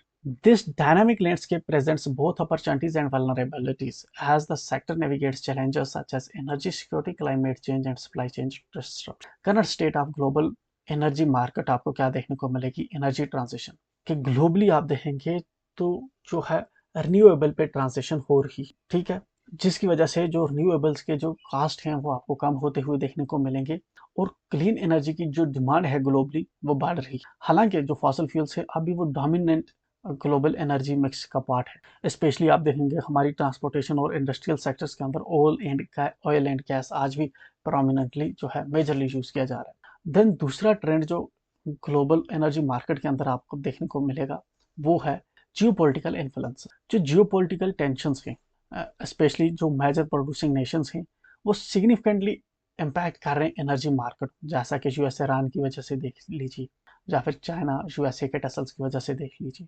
ऐसे ही टेक्नोलॉजिकल एडवांसमेंट जैसे आर्टिफिशियल इंटेलिजेंस और क्लीन टेक मैन्युफैक्चरिंग जो है रिन्यूएबल एनर्जी की ग्रोथ को जो है इंक्रीज कर रहा है by improving efficiency and reducing cost. To address above vulnerabilities it is essential to focus on investing in renewable energy, enhancing energy efficiency and ensuring equitable access to energy resources. Vulnerabilities in global energy market हमें क्या देखने को मिलती है? Price की एक volatility है, geopolitical events की वजह से बढ़ जाता है, वेदर चेंजेस की वजह से, डिमांड चेंजेस की वजह से, क्लाइमेट चेंज प्रेशर्स हमें देखने को मिलते हैं, green house gas emissions, renewables investment, supply chain disruptions, geopolitical conflicts, natural disasters की वजह से, infrastructure and investment challenges, renewable energy, grid modernisation, developing countries. तो global clean energy investment trends और projections. Global clean energy investment has been on rise, driven by increasing awareness of climate change and the need for sustainable energy solution. Current trends जो हमें globally देखने को मिलते हैं, record investment levels. तो 2024 के अंदर ग्लोबल एनर्जी ट्रांजिशंस में जो है 2.1 ट्रिलियन की इन्वेस्टमेंट हुई है। जो नेक्स्ट हमें ट्रेंड देखने को मिल रहा है वो है रिन्यूएबल एनर्जी का डोमिनेंस। रिन्यूएबल एनर्जी की इन्वेस्टमेंट जो है फॉसिल फ्यूल से अब हमें ज़्यादा देखने को मिल रही है। मतलब कि जो रिन्यूएबल एनर्जी में जितनी इन्वेस्टमेंट्स हो रही हैं वो फॉसिल फ्यूल्स में से ज़्यादा हो रही है। यहाँ पे फोकस किया जा रहा है कि solar photovoltaic projected to drive global electricity demand growth in 2021। Then regional investment patterns, mainland China जो है वो ग्लोबल क्लीन एनर्जी के अंदर आपको लीड करता हुआ देखने को मिलेगा, with India and Canada also seeing notable growth in 2024। तो रीजनली कुछ कंट्रीज बहुत बेटर परफॉर्म कर रही हैं in case of energy trends. Further क्या इमर्जिंग ट्रेंड्स आपको देखने को मिलते हैं? एक तो इमर्जिंग टेक्नोलॉजी पे फोकस किया जा रहा है, सप्लाई चेन चैलेंजेस को एड्रेस करने की कोशिश की जा रही है, और पॉलिसी एंड फाइनेंसिंग चैलेंजेस को भी एड्रेस करने की कोशिश की जा रही है। जैसा कि जो मैच्योर सेक्टर्स हैं लाइक सोलर और विंड वो कंटिन्यूसली ग्रो कर रहे हैं, और बाकी जो इमर्जिंग एरियाज हैं जैसे हाइड्रोजन एनर्जी है, कार्बन कैप्चर है, इलेक्ट्रिफाइड हीट रिक्वायर है, इसके लिए जो है और ज़्यादा इन्वेस्टमेंट की ज़रूरत है ताकि इनको इफेक्टिवली स्केल अप किया जा सके। Despite significant investment in clean energy supply chains, challenges like overcapacity and raw material shortages persist, potentially slowing down the deployment of clean energy. Raw material की shortages, overcapacity जैसी हमें supply chains में जो है challenges देखने को मिलती है। Policy and financing challenges हमें क्या देखने को मिल रही हैं? Developing countries face challenges in securing finances for renewable projects due to corruption and lack of transparency in banking systems, making it difficult to get renewable energy projects.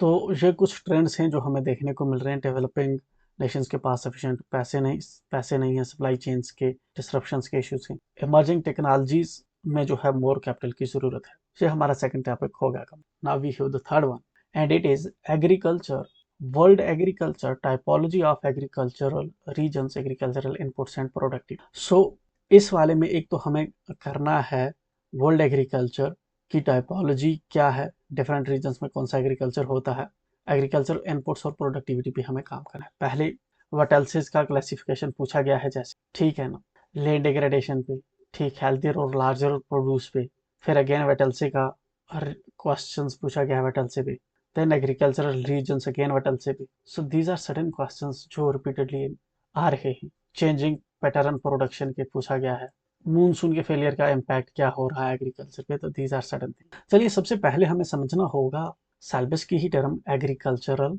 Typology. Agricultural typology एक systematic classification है agricultural practices and regions का based on shared characteristics such as soil, climate, technology, scale and socio economic condition. So simply आपको ये memorise करना है कि जो agricultural typology है ये एक सिस्टमैटिक क्लासिफिकेशन है एग्रीकल्चरल प्रैक्टिसेस एंड रीजन्स। सिर्फ एग्रीकल्चरल का नहीं, एग्रीकल्चरल प्रैक्टिसेस और रीजन का एक सिस्टमैटिक क्लासिफिकेशन है बेस्ड ऑन शेयर्ड कैरेक्टरिस्टिक्स जैसे क्लाइमेट है, सॉइल है, टेक्नोलॉजी है, स्केल है और सोशो इकोनॉमिक कंडीशन। ये वाला जो कंसेप्ट है इसकी वजह से हमें क्या फायदा होता है कि हम डाइवर्सिटी ऑफ जो एग्रीकल्चरल प्रैक्टिसेस हैं अक्रॉस डिफरेंट रीजन्स हम उनको समझ पाते हैं, और फर्दर इसकी मदद से हम जो है targeted development initiatives and policy making जो है कर पाते हैं। So that's why agricultural typology को समझना जरूरी है। एग्रीकल्चर टाइपोलॉजी क्या है? बेसिकली एक सिस्टमैटिक क्लासिफिकेशन है एग्रीकल्चरल प्रैक्टिसेस और रीजन्स का based on shared characteristics such as climate, soil, technology, scale and socio economic condition. इन 5 कैरेक्टरिस्टिक्स के बेसिस पे जो है एग्रीकल्चरल प्रैक्टिस और रीजन्स का हमें क्लासिफिकेशन देखने को मिलता है।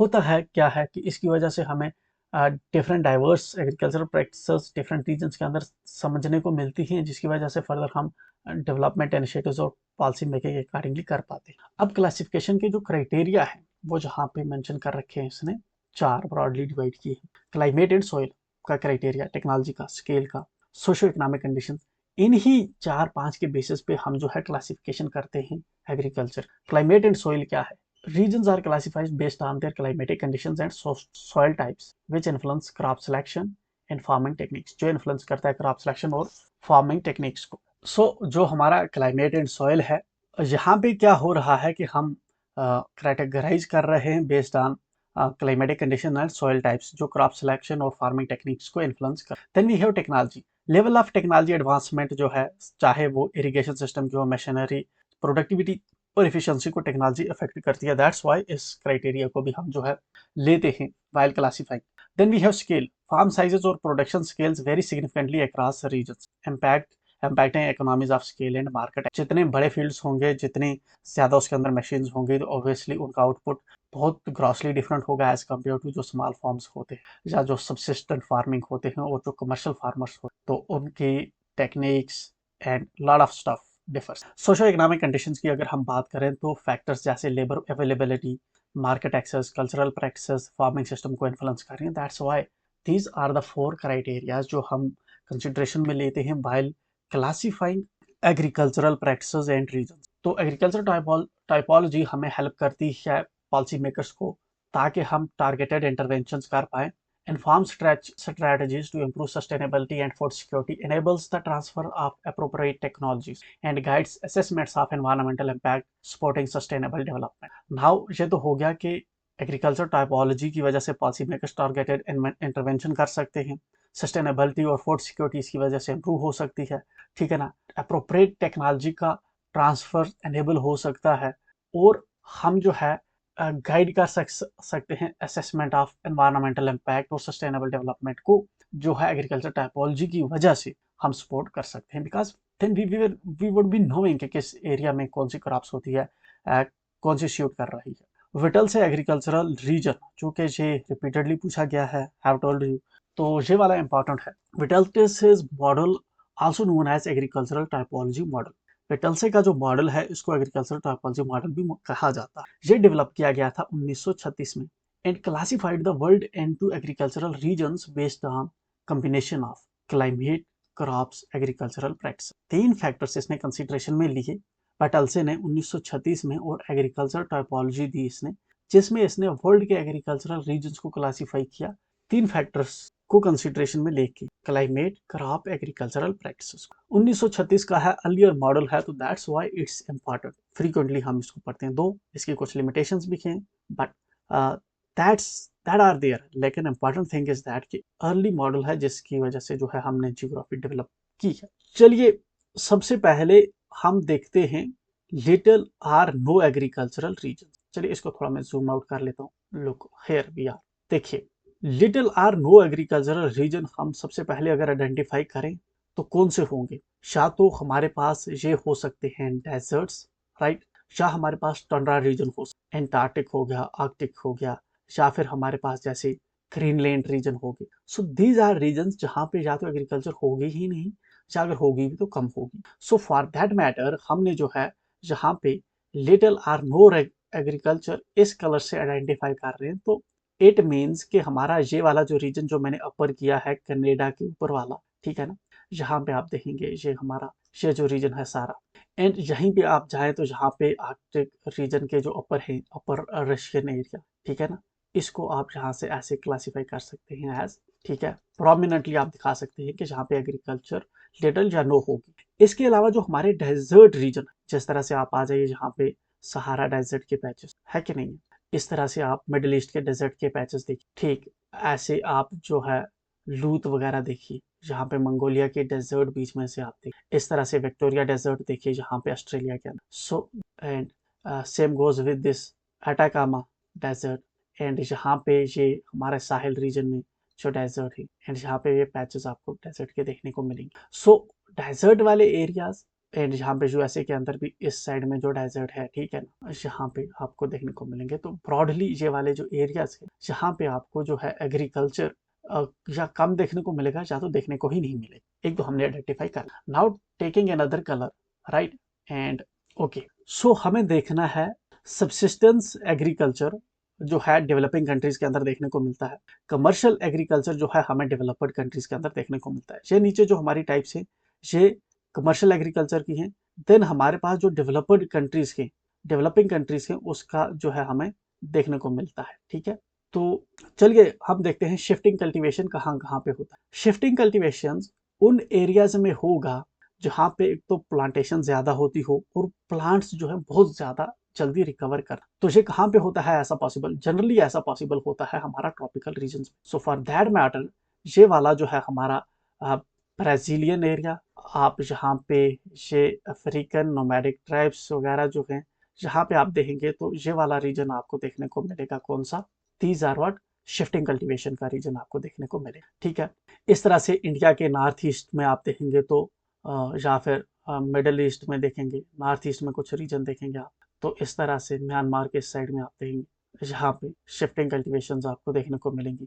ये वाले जो रीजन है ओशनिया वाले रीजन शिफ्टिंग, जहाँ पे ट्राइबल्स पॉपुलेशन रहती हैं, और जहाँ पे क्या हो रहा है, जहाँ पे जल्दी फॉरेस्ट ग्रो कर रहे हैं ब्रॉडली हम इन एरियाज में मार्क, बाकी भी हैं बहुत से एरियाज, बट ब्रॉडर एरियाज में हमें मार्क करना ज्यादा जरूरी है। शिफ्टिंग कल्टीवेशन का हमने हिट किया। Then we show intensive subsistence wet rice dominant, मतलब ये वो वाले रीजन हैं जहाँ पे राइस की कल्टीवेशन होती है और बहुत ज्यादा राइस का कल्टीवेशन होता है, क्योंकि अब ये कहाँ पे होगा, ये उस एरिया में होगा जहाँ पे फेवरेबल कंडीशंस होंगी राइस के लिए। कहाँ पे फेवरेबल कंडीशंस होती हैं राइस के लिए? जहाँ पे रेनफॉल बहुत ज़्यादा होगा या फिर इरिगेशन जहाँ पे बहुत अच्छा होगा, और दूसरा वहाँ पे टेम्परेचर भी बहुत अच्छा होगा, तो वहाँ पे हमें इंटेंसिव वेट राइस डोमिनेंट देखने को मिलेगा। तो इसके लिए आप ये वाला रीजन मान के चलिए, जहाँ पे वियतनाम या चाइना के लोअर रीजन है, ये वाला रीजन, ठीक है ना। एंड इंडिया का वेस्ट बंगाल वगैरह जो रीजन है, यूपी वगैरह एंड अराकन कोस्ट वगैरह, जहाँ पे जो है वेट राइस का कल्टीवेशन आपको देखने को मिलेगा। इस तरह से इंडिया के जो वेस्टर्न घाट्स हैं या फिर ईस्टर्न घाट्स हैं, कावेरी डेल्टा वगैरह, वहाँ पे, और जहाँ पे आप देखेंगे तो ये इंडोनेशिया वगैरह वाला, ये वाला जो रीजन है, यहाँ पे आपको जो है देखने को मिल सकती है क्या, वेट इंटेंसिव राइस कल्टीवेशन। तीन हमने मार्क किए। Now the next we have is going with this colour, next we have is intensive subsistence wet rice not dominant. अब इंटेंसिव सबसिस्टेंस की हम जहाँ पे इंटेंसिव जो है जहाँ पे हो रही है क्या कल्टीवेशन, मगर वेट राइस नहीं हो रही। अब इंटेंसिव जो कल्टीवेशन है वो आपको कहाँ पे देखने को मिलेगी, उन एरियाज में देखने को मिलेंगी जहाँ पे लैंड फर्टाइल होगी। जैसा कि आप देखें, हमारा ये वाला जो रीजन है इंटेंसिव सबसिस्टेंस का रीजन है, ठीक है ना। ऐसे ही हमारा ये वाला जो मेडिटेरेनियन रीजन है, इंटेंसिव सबसिस्टेंस का आपको रीजन देखने को मिलेगा। इंडिया का आप पैच ले लें, पंजाब वगैरह का रीजन, जो पाकिस्तान का, ये इंटेंसिव सबसिस्टेंस का रीजन आपको देखने को मिलता है, राइट।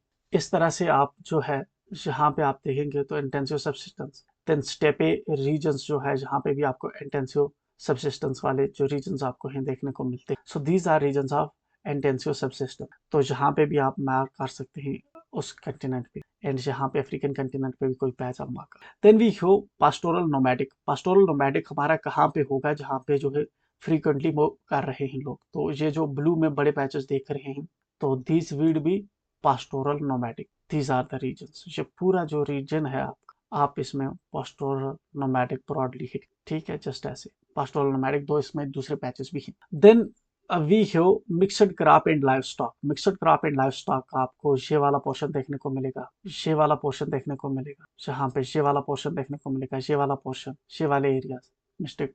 देन डायरी आपको कहाँ कहाँ पे देखने को मिलेगी, जहाँ पे हमारे फॉरेस्ट, ये वाला हमारा डायरी का रीजन है, ये हमारा डायरी का रीजन है, राइट।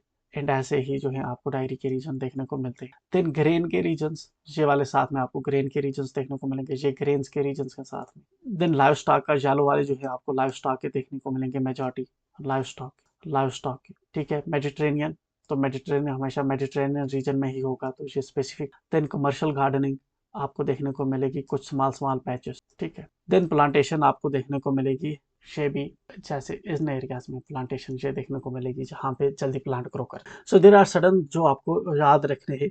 वटलसे का एग्रीकल्चर रीजन है, जहाँ पे अगर हमें मोर क्लियर हो जाए, हमारे जो नोमैडिक हर्डिंग है, नोमैडिक हर्डिंग आप देखेंगे स्पार्सली पॉपुलेटेड एरियाज में, जैसे सब सहारन Africa, parts of Asia and northern Canada के अंदर आपको नोमैड्स विद फ्लॉक्स माइग्रेट करते हुए देखने को मिलेंगे। देन लाइव स्टॉक रांचिंग जो है, ये America, Australia, south Africa, New Zealand के अंदर होती है, similar to nomadic herding but more settled, ठीक। देन शिफ्टिंग कल्टीवेशन आपको देखने को मिलेगा ट्रॉपिकल रेन फॉरेस्ट और लो लैंड एरिया में, central and South America, Africa and South East Asia में।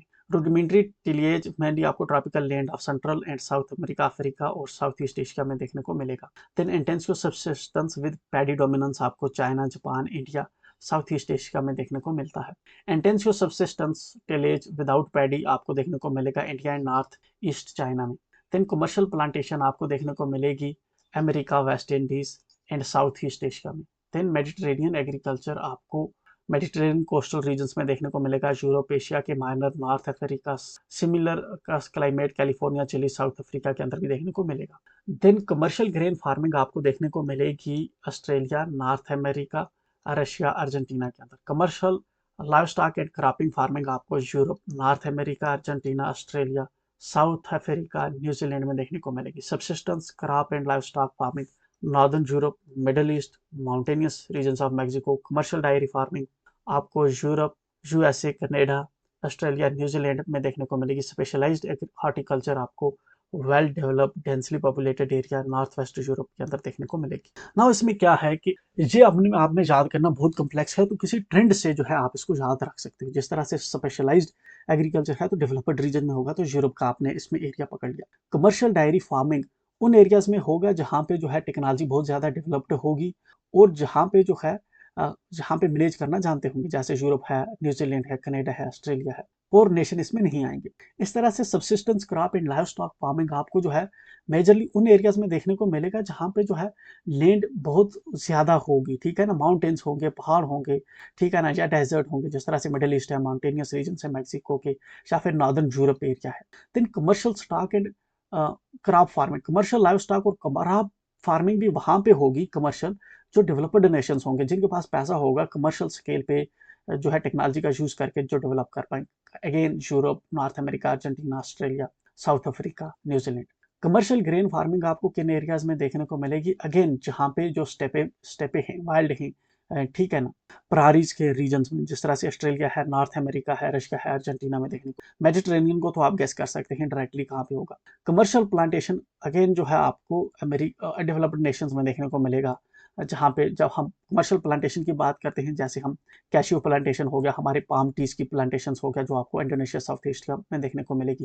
देन हमारी टी प्लांटेशन होगी जैसे वेस्ट इंडीज रीजन में आपको देखने को मिलेंगी। तो this is how you are guessing it. ठीक, इंटेंसिव सब्सिस्टेंस विदाउट पैडी आपको थोड़ा ड्राई रीजन में देखने को मिलेगा, जैसे इंडिया और नॉर्थ ईस्ट। इंटेंसिव सब्सिस्टेंस जहाँ पे वेट पैडी हो, जहाँ पे बारिश ज्यादा होती होगी, तो जापान, इंडिया, चाइना, ये वाले रीजन। रूडिमेंट्री टेलेज आपको वहां पे देखने को मिलेगा जहाँ पे ट्रॉपिकल लैंड्स होंगी, जिस तरह से central land, south America, Africa और साउथ ईस्ट एशिया में। शिफ्टिंग आपको वहां पे देखने को मिलेगी जहाँ पे रेन हो और फॉरेस्ट बहुत जल्दी रिकवर कर, central South America, Africa, South East Asia. Life stock ranching आपको वहां पे देखने को मिलेगी जहाँ पे वास्ट लैंड हो, ठीक है ना, अवेलेबल लैंड हो, ठीक है ना, जहाँ पे फिजिबिलिटी हो, जैसे अमेरिका हो, Australia, south Africa, New Zealand, population जहाँ पे कम है जिन एरिया। नोमैडिक हर्डिंग आपको वहां पे देखने को मिलेगी जहाँ पे वास्ट एरियाज के बहुत स्पार्सली लोग रहते हैं, जैसे सब साधारण part of Asia, northern Canada वगैरह वाले रीजन। तो दिस हाउ यू आर गेसिंग कि आप कैसे इसको याद रख सकते हैं। दीज आर 13, ठीक है। सबसे ज्यादा इंपॉर्टेंट तो ये है कि आप इसको ये याद रख पाए कि है कौन कौन सा। नोमैडिक हर्डिंग है, लेव स्टॉक रैंचिंग, शिफ्टिंग है, रूडिमेंट्री है, इंटेंसिव है, फिर इंटेंसिव है, कमर्शियल है, देन मेडिटेरेनियन है, कमर्शियल ग्रेन है, कमर्शियल लाइव स्टॉक है, subsistence crop and live stock farming है, कमर्शियल डायरी है, स्पेशलाइज्ड हॉर्टिकल्चर है। तो these are the 13 types of जो वटल्से ने बताया है। Whittlesey's model relevance in today's world. Whittlesey का जो है, इसके मॉडल का आज की दुनिया में क्या relevance? Changes in technology and agricultural practices ने जो है सिग्निफिकेंटली इम्पैक्ट किया है relevance of Whittlesey's model in today's world. तो impact of technological changes on agricultural practices on technological progresses और चेंजेस और एग्रीकल्चर ने जो है वटल्से की क्लासिफिकेशन को इम्पैक्ट किया है। तो क्या है जी? जैसे influencing population distribution and agricultural activities. Technological advancements की वजह से क्या हुआ है, इरिगेशन की वजह से डायनामिक चेंजेस हमें देखने को मिल रही है, जिसकी वजह से स्टैटिक नेचर ऑफ वटल्से का मॉडल जो है वो चेंज हो रहा है। इस रील के अंदर आप देखेंगे तो डेजर्ट में उन्होंने बहुत बढ़िया एग्रीकल्चर जो है करके दिखाया है वहाँ, ठीक है। वटल्से क्लासिफिकेशन जो है स्पार्सली पॉपुलेटेड रीजन इसको कंसीडर करता था, ठीक है, नोमैडिक हर्डिंग के लिए फेवर करता था। तो टेक्नोलॉजी की वजह से डेजर्ट में भी जो है अच्छी हमें ग्रोथ देखने को मिली। प्रिसीजन एग्रीकल्चर और सैटेलाइट इमेजरी का यूज करते हुए जो है उस रिसोर्सेज को ऑप्टिमाइज किया जा रहा है, शील्ड्स को बूस्ट किया जा रहा है। वटल्से का मॉडल जो है sparse population due to limited arable land जो है वो चैलेंज हो रहा है। नीदरलैंड के अंदर आप देखें तो प्रिसीजन एग्रीकल्चर की वजह से ऑटोमेटेड इरिगेशन आपको देखने को मिलता है, ठीक है ना। ग्रीन हाउस गैसेस देखने को मिलते हैं, जिससे फार्मन अर्बन एरियाज में बूस्ट हो रही है, हालांकि कोल्ड रीजन है relatively. E commerce and urban agriculture की वजह से जो है डायरेक्ट कनेक्शन फार्मर्स और कंज्यूमर्स के बीच में बढ़ा है, जिसकी वजह से अर्बन एग्रीकल्चर आपको देखने को मिलेगा लोकलाइज्ड प्रोडक्शन हो रही है, वर्टिकल फार्मिंग जैसे होती है। डिट्रॉइट्स की आप वर्टिकल फार्मिंग देखें तो रूफ टॉप गार्डन्स देखें, जिसकी वजह से एग्रीकल्चर जो है सिटी के क्लोजर आ रहा है, जो चैलेंज वटल्से के मॉडल को चैलेंज कर। Then genetic engineering and biotechnology के कंटेक्स्ट में आप देखें तो जेनेटिकली मॉडिफाइड जो क्रॉप्स हैं वो अब उन एरियाज में जो है पॉसिबल हो पा रहे हैं जहाँ पे पहले पॉसिबल नहीं हो पा रहे थे, जैसे कि बीटी कॉटन जो है गुजरात के अंदर अडॉप्ट किया गया है, इसकी वजह से इसकी प्रोडक्टिविटी बहुत ज़्यादा हमें देखने को मिलेगी। तो जो वटल्से का अनप्रोडक्टिव एरियाज वाला जो नरेटिव था ना, उसको चेंज किया है इसने। तो दीज आर सडन क्रिटिसिज्म और जो टेक्नोलॉजी और एग्रीकल्चरल प्रैक्टिसेस हैं जो उसके रिलेवेंस को आज जो है कट करती है। पॉपुलेशन और एग्रीकल्चर एक्टिविटीज का इन्फ्लुएंस, प्रिसीजन एग्रीकल्चर और सैटेलाइट इमेजरी, ई कॉमर्स और जेनेटिक इंजीनियरिंग, ये तो हो गया उसके अगेंस्ट। उसके सपोर्ट में आप वही लिख सकते हैं, वहाँ पे भी आज भी वेट एग्रीकल्चर उधर ही हो रहा है, लाइव स्टॉक रेंजिंग आज भी उन्हीं रीजन्स में जो है डोमिनेट कर रही है। तो दीज आर सर्टन थिंग्स जो आप लिख सकते हैं। नाउ जहाँ पे केस स्टडी है हमारी नीदरलैंड की, प्रोटेक्टेड कल्टीवेशन असिस्ट करता है हेल्थियर और larger produce. Netherland employs advanced greenhouse technology for protected cultivation using controlled environment to optimize plant growth. This includes precise regulation of temperature, humidity, and carbon dioxide. Along with hydroponics for nutrient delivery, this method results in higher yields and healthier produce with reduced pesticide use and water consumption. The country's high-tech greenhouses have made it the world's second largest exporter of agricultural products. Dutch greenhouses produce approximately 3.8 billion kg of vegetables annually, contributing significantly to the country's economy and food security. So ये case studies हम दे सकते हैं। Changing patterns agriculture production की दुनिया के ऊपर क्या देखने को मिल रहे हैं। राइज ऑफ रीजनरेटिव एग्रीकल्चर, ये क्या होता है, ये फोकस करता है on restoring soil health, enhance करता है बायोडाइवर्सिटी को और इम्प्रूव करता है वाटर साइकिल्स को through techniques like cover cropping, crop rotation and organic. Brazil का बल्बो ग्रुप जो है sugarcane farming with 20 tons of organic material per hectare annually to improve soil nutrients, reduce water evaporation. Then adoption of precision farming. AI, IoT और data analytics को use करते हुए water fertilise को optimise तरीके से use किया जाता है, जिसकी वजह से यील्ड्स बढ़ती है और एनवायरमेंटल इम्पैक्ट कम होता है। कर्नाटक इंडिया में आप देखें तो यील्ड जो इंक्रीज हुई है 17% बड़ी है शुगर केन की, 36% बड़ी है काटन की, एंड फार्मर्स की इनकम जो है सिग्निफिकेंटली बड़ी है। Expansion of vertical farming and controlled environment agriculture जो है, जैसे हाइड्रोपोनिक्स, एरोपोनिक्स और controlled environments to grow crops in stacked layers particularly in urban area. AeroFarms जो यूएसए के हैं, वहाँ पे एरोपोनिक सिस्टम हमें ईयर राउंड प्रोड्यूस करते हुए देखने को मिलते हैं with less water and no pest. Then we have climate change adaptation, तो फार्मर्स अडॉप्ट करते हैं drought tolerant crops, water saving irrigation, agro forestry and perennial agriculture to cope with climate variable. Prespa park soil health technologies जहाँ पे early maturing crops, water saving irrigation to adapt to climate change. Barriers include small farm sizes and financial constraints. Food security और famine, food and nutrition problems. Food security famine causes effects and remedies. इस context में already पहले जो है food and nutrition की problems developing countries में क्या है वो पूछ चुका है। देन क्लाइमेट चेंज जो है फूड सिक्योरिटी के लिए और कैसे प्रॉब्लम क्रिएट कर रहा है। देन प्रोटेक्टेड कल्टीवेशन जो है हेल्थियर और लार्जर प्रोड्यूस कैसे बना रहा है। एक्सेसिबिलिटी अफोर्डेबिलिटी फूड सिक्योरिटी के कॉन्टेक्स्ट में again food security, population growth, then stunting wasting developing countries के अंदर, फमाइन, ठीक है, फूड प्रोडक्टिविटी अगेन। तो फूड एंड फमाइन को पहले पूछ रखा है एग्जामिनर ने। फूड सिक्योरिटी के इश्यूज डेवलपिंग नेशंस में अगेन 2 बार हो गया ये क्वेश्चन, मैन इंड्यूस्ड फमाइंस पूछा इसने। फिर food security issues in developing countries, तीसरी बार हो गया ये। Short note on population and food security. तो फूड सिक्योरिटी क्या है, फूड सिक्योरिटी रिपीटेडली आ रहा है हमारे पास। तो food security is defined when all people at all times have physical and economic access to sufficient, safe and nutritious food that meets their dietary needs and food preferences for an active and healthy life. Food security क्या होता है कि जब सभी लोगों को सभी time पे जो फिजिकल और उनका economic access sufficient, safe and nutritious food हो, ठीक है, जो उनकी डाइटरी नीड्स को पूरा करे and food preferences for active and healthy life. A person is food insecure when they lack regular access to enough safe and nutritious food for normal growth and development and an active health, healthy and life. This may be due to unavailability of food or lack of resources to obtain food. तो food security हमने simple याद रखा, तब हम मानते हैं जब सभी लोगों को सभी टाइम पे जो है फिजिकल और इकोनॉमिक एक्सेस होगा। किसका मतलब, फिजिकल क्या होता है कि वो फूड एक ला पाए, और दूसरा इकोनॉमिक एक्सेस क्या होता है उनके पास पैसे हों फूड को खरीदने के लिए, ताकि वो सफिशिएंट, सेफ और न्यूट्रिशियस फूड ला पाए, जिसकी वजह से उनकी जो डाइटरी नीड्स है वो पूरी हों, जिसकी वजह से वो अपनी एक्टिव एंड हेल्दी लाइफ जो है वो मेंटेन कर पाएं। तो ऐसी सिचुएशन को हम फूड सिक्योरिटी कहते हैं, ठीक। देन फूड इनसिक्योर पर्सन क्या होता है कि जब अनफ सेफ और न्यूट्रिशियस फूड जो है नॉर्मल ग्रोथ के लिए जो है किसी पर्सन को ना एक्सेस हो, ठीक है, तो इस सिचुएशन को हम फूड इनसिक्योर कहते हैं। ये फूड अनअवेलेबिलिटी की भी वजह से हो सकता है, या फिर बंदे के पास इकोनॉमिक रिसोर्सेज ही ना हो जिसकी वजह से वो फूड ऑब्टेन कर। चलिए food security scenario region wise आपको कैसा देखने को मिलता है। सब सहारन में कैसा है, मिडिल ईस्ट में कैसा है, साउथ एशिया में कैसा है, सेंट्रल एशिया में कैसा है, लैटिन अमेरिका में कैसा है, और north Europe and north America में कैसा है। गैस भी आपने कर लिया होगा। सब सहारन रीजन में आप देखोगे तो पॉवर्टी एंड इंस्टेबिलिटी इशू देखने को मिलता है। फूड सिक्योरिटी का स्टेटस हाईएस्ट क्रॉनिक हंगर वहां पे आपको देखने को मिलेगा 22%। Middle east and western countries के अंदर कन्फ्लिक्ट चल रहे हैं, जैसे यमन का है, severe food crisis due to conflicts की वजह से यहाँ पे फूड क्राइसिस। साउथ एशिया में माल न्यूट्रिशन डिस्पाइट प्रोग्रेस, कन्फ्लिक्ट इन अफगानिस्तान और climate events. Mixed food security estimated 14% under nourishment आपको देखने को मिलती है साउथ एशिया में। सेंट्रल एशिया की बात करें तो इकोनॉमिक एंड क्लाइमेटिक इश्यूज जो फूड सिक्योरिटी को अफेक्ट कर रहे हैं। Mix of economic and climatic factors impacting food security. यहाँ पे इकोनॉमिक एंड क्लाइमेटिक इश्यूज हैं सेंट्रल एशिया में।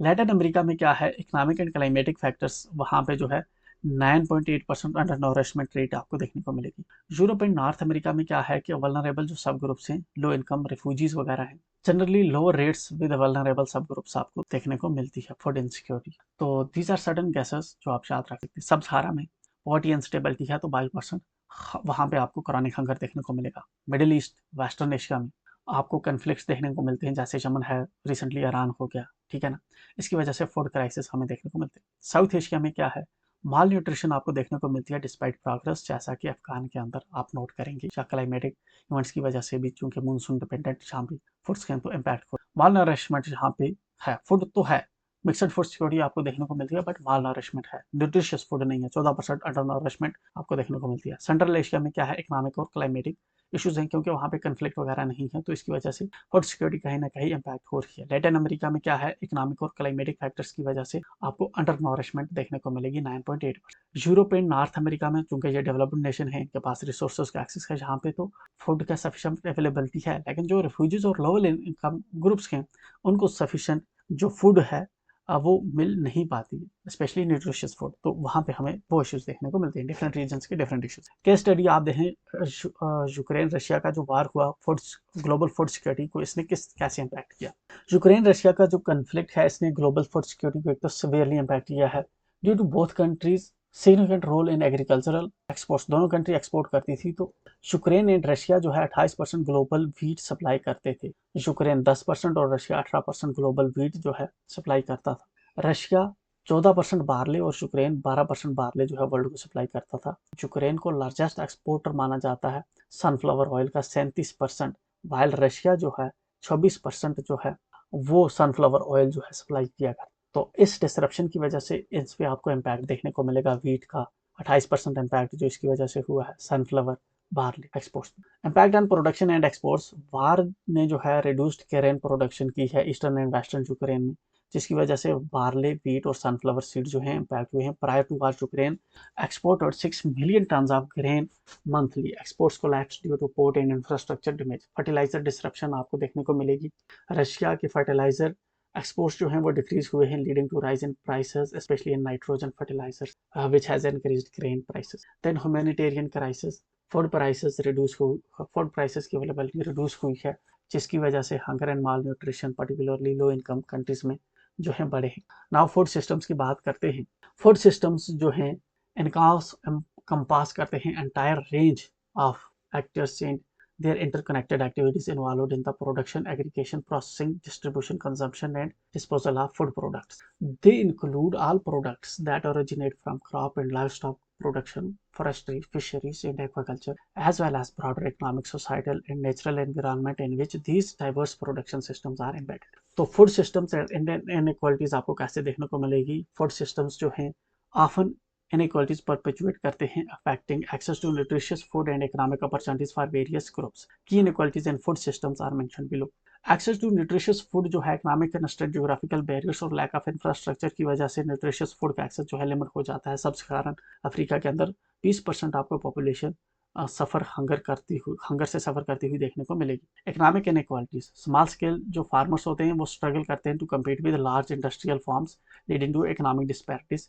ग्लोबल फूड सिस्टम जो है इसके अंदर 1 बिलियन पॉपुलेशन का एम्प्लॉयमेंट आपको देखने को मिलेगा, लेकिन स्पेशली जो डेवलपिंग कंट्रीज के वहाँ पे लो वेजेस और पोर वर्किंग कंडीशंस आपको देखने को मिलेंगी। Social and cultural inequalities, women जो है की रोल प्ले करती हैं फूड प्रोडक्शन के अंदर, बट उनको लिमिटेड एक्सेस होता है रिसोर्सेज का, क्रेडिट और डिसीजन मेकिंग का। बहुत सी अफ्रीकन कंट्रीज में वुमेन कंट्रीब्यूट करती है to agricultural, but women less than 20% of land. Environmental inequalities आप देखेंगे तो industrial agriculture leads to environmental degradation impacting biodiversity and water resources specially in marginalised community. Global food system के अंदर आप देखेंगे तो 34% जो है ग्रीन हाउस गैस एमिशंस जो हैं इनके द्वारा फूड सिस्टम के द्वारा जो है जनरेट की जाती है। फमाइन की हम बात कर लेते हैं तो फमाइन क्या होता है। फमाइन जो है हाईएस्ट फेज होता है एक्यूट फूड इनसिक्योरिटी का, ठीक है ना। इसको कैसे डिफाइन किया जाता है, जब 20% हाउस होल्ड एक्सट्रीम जो है फूड लैक कर रहे हो, मतलब कि कमी हो, एक्सट्रीम लैक ऑफ फूड हो 20% हाउस होल्ड्स को, या फिर 30% जो बच्चे हैं एक्यूट माल न्यूट्रिशन से सफर कर रहे हो। कंडीशन 1, कंडीशन 2 और कंडीशन 3 कि जब 2 या 4 डेथ्स जो हैं हर 10,000 आदमी के पीछे जो है हर दिन हो रही हो, तो उस सिचुएशन को जो है हम कंसिडर करते हैं फमाइन की सिचुएशन। मतलब कि जब 20% लोगों के पास जो है फूड नहीं है, या 30% बच्चे जो है माल न्यूट्रिशन का शिकार हैं, या 2-4 डेथ पर 10,000 पर्सन पर डे हो रही है, तो ऐसी कंडीशन को हम फमाइन की कंडीशन कंसिडर करते हैं। फमाइन एक वाइड स्प्रेड फूड स्कार्सिटी है caused by various factors including war, natural disasters, crop failure, economic crisis, government policies.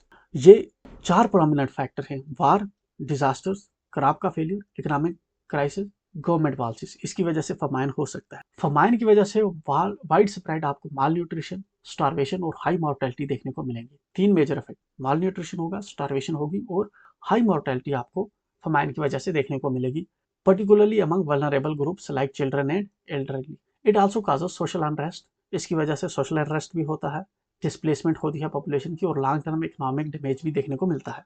Famine एक सोशल क्राइसिस है जिसको इंस्टीट्यूशंस और पॉलिटिकल इकोनॉमी के द्वारा शेप किया जाता है। Famine is not merely a result of food shortages. It is social phenomena deeply rooted in institutional and political economic arrangements that determine who has access to food and who does not. Institutional and political causes आप देखें तो political conflict और वार, economic instability, policy decision जो है।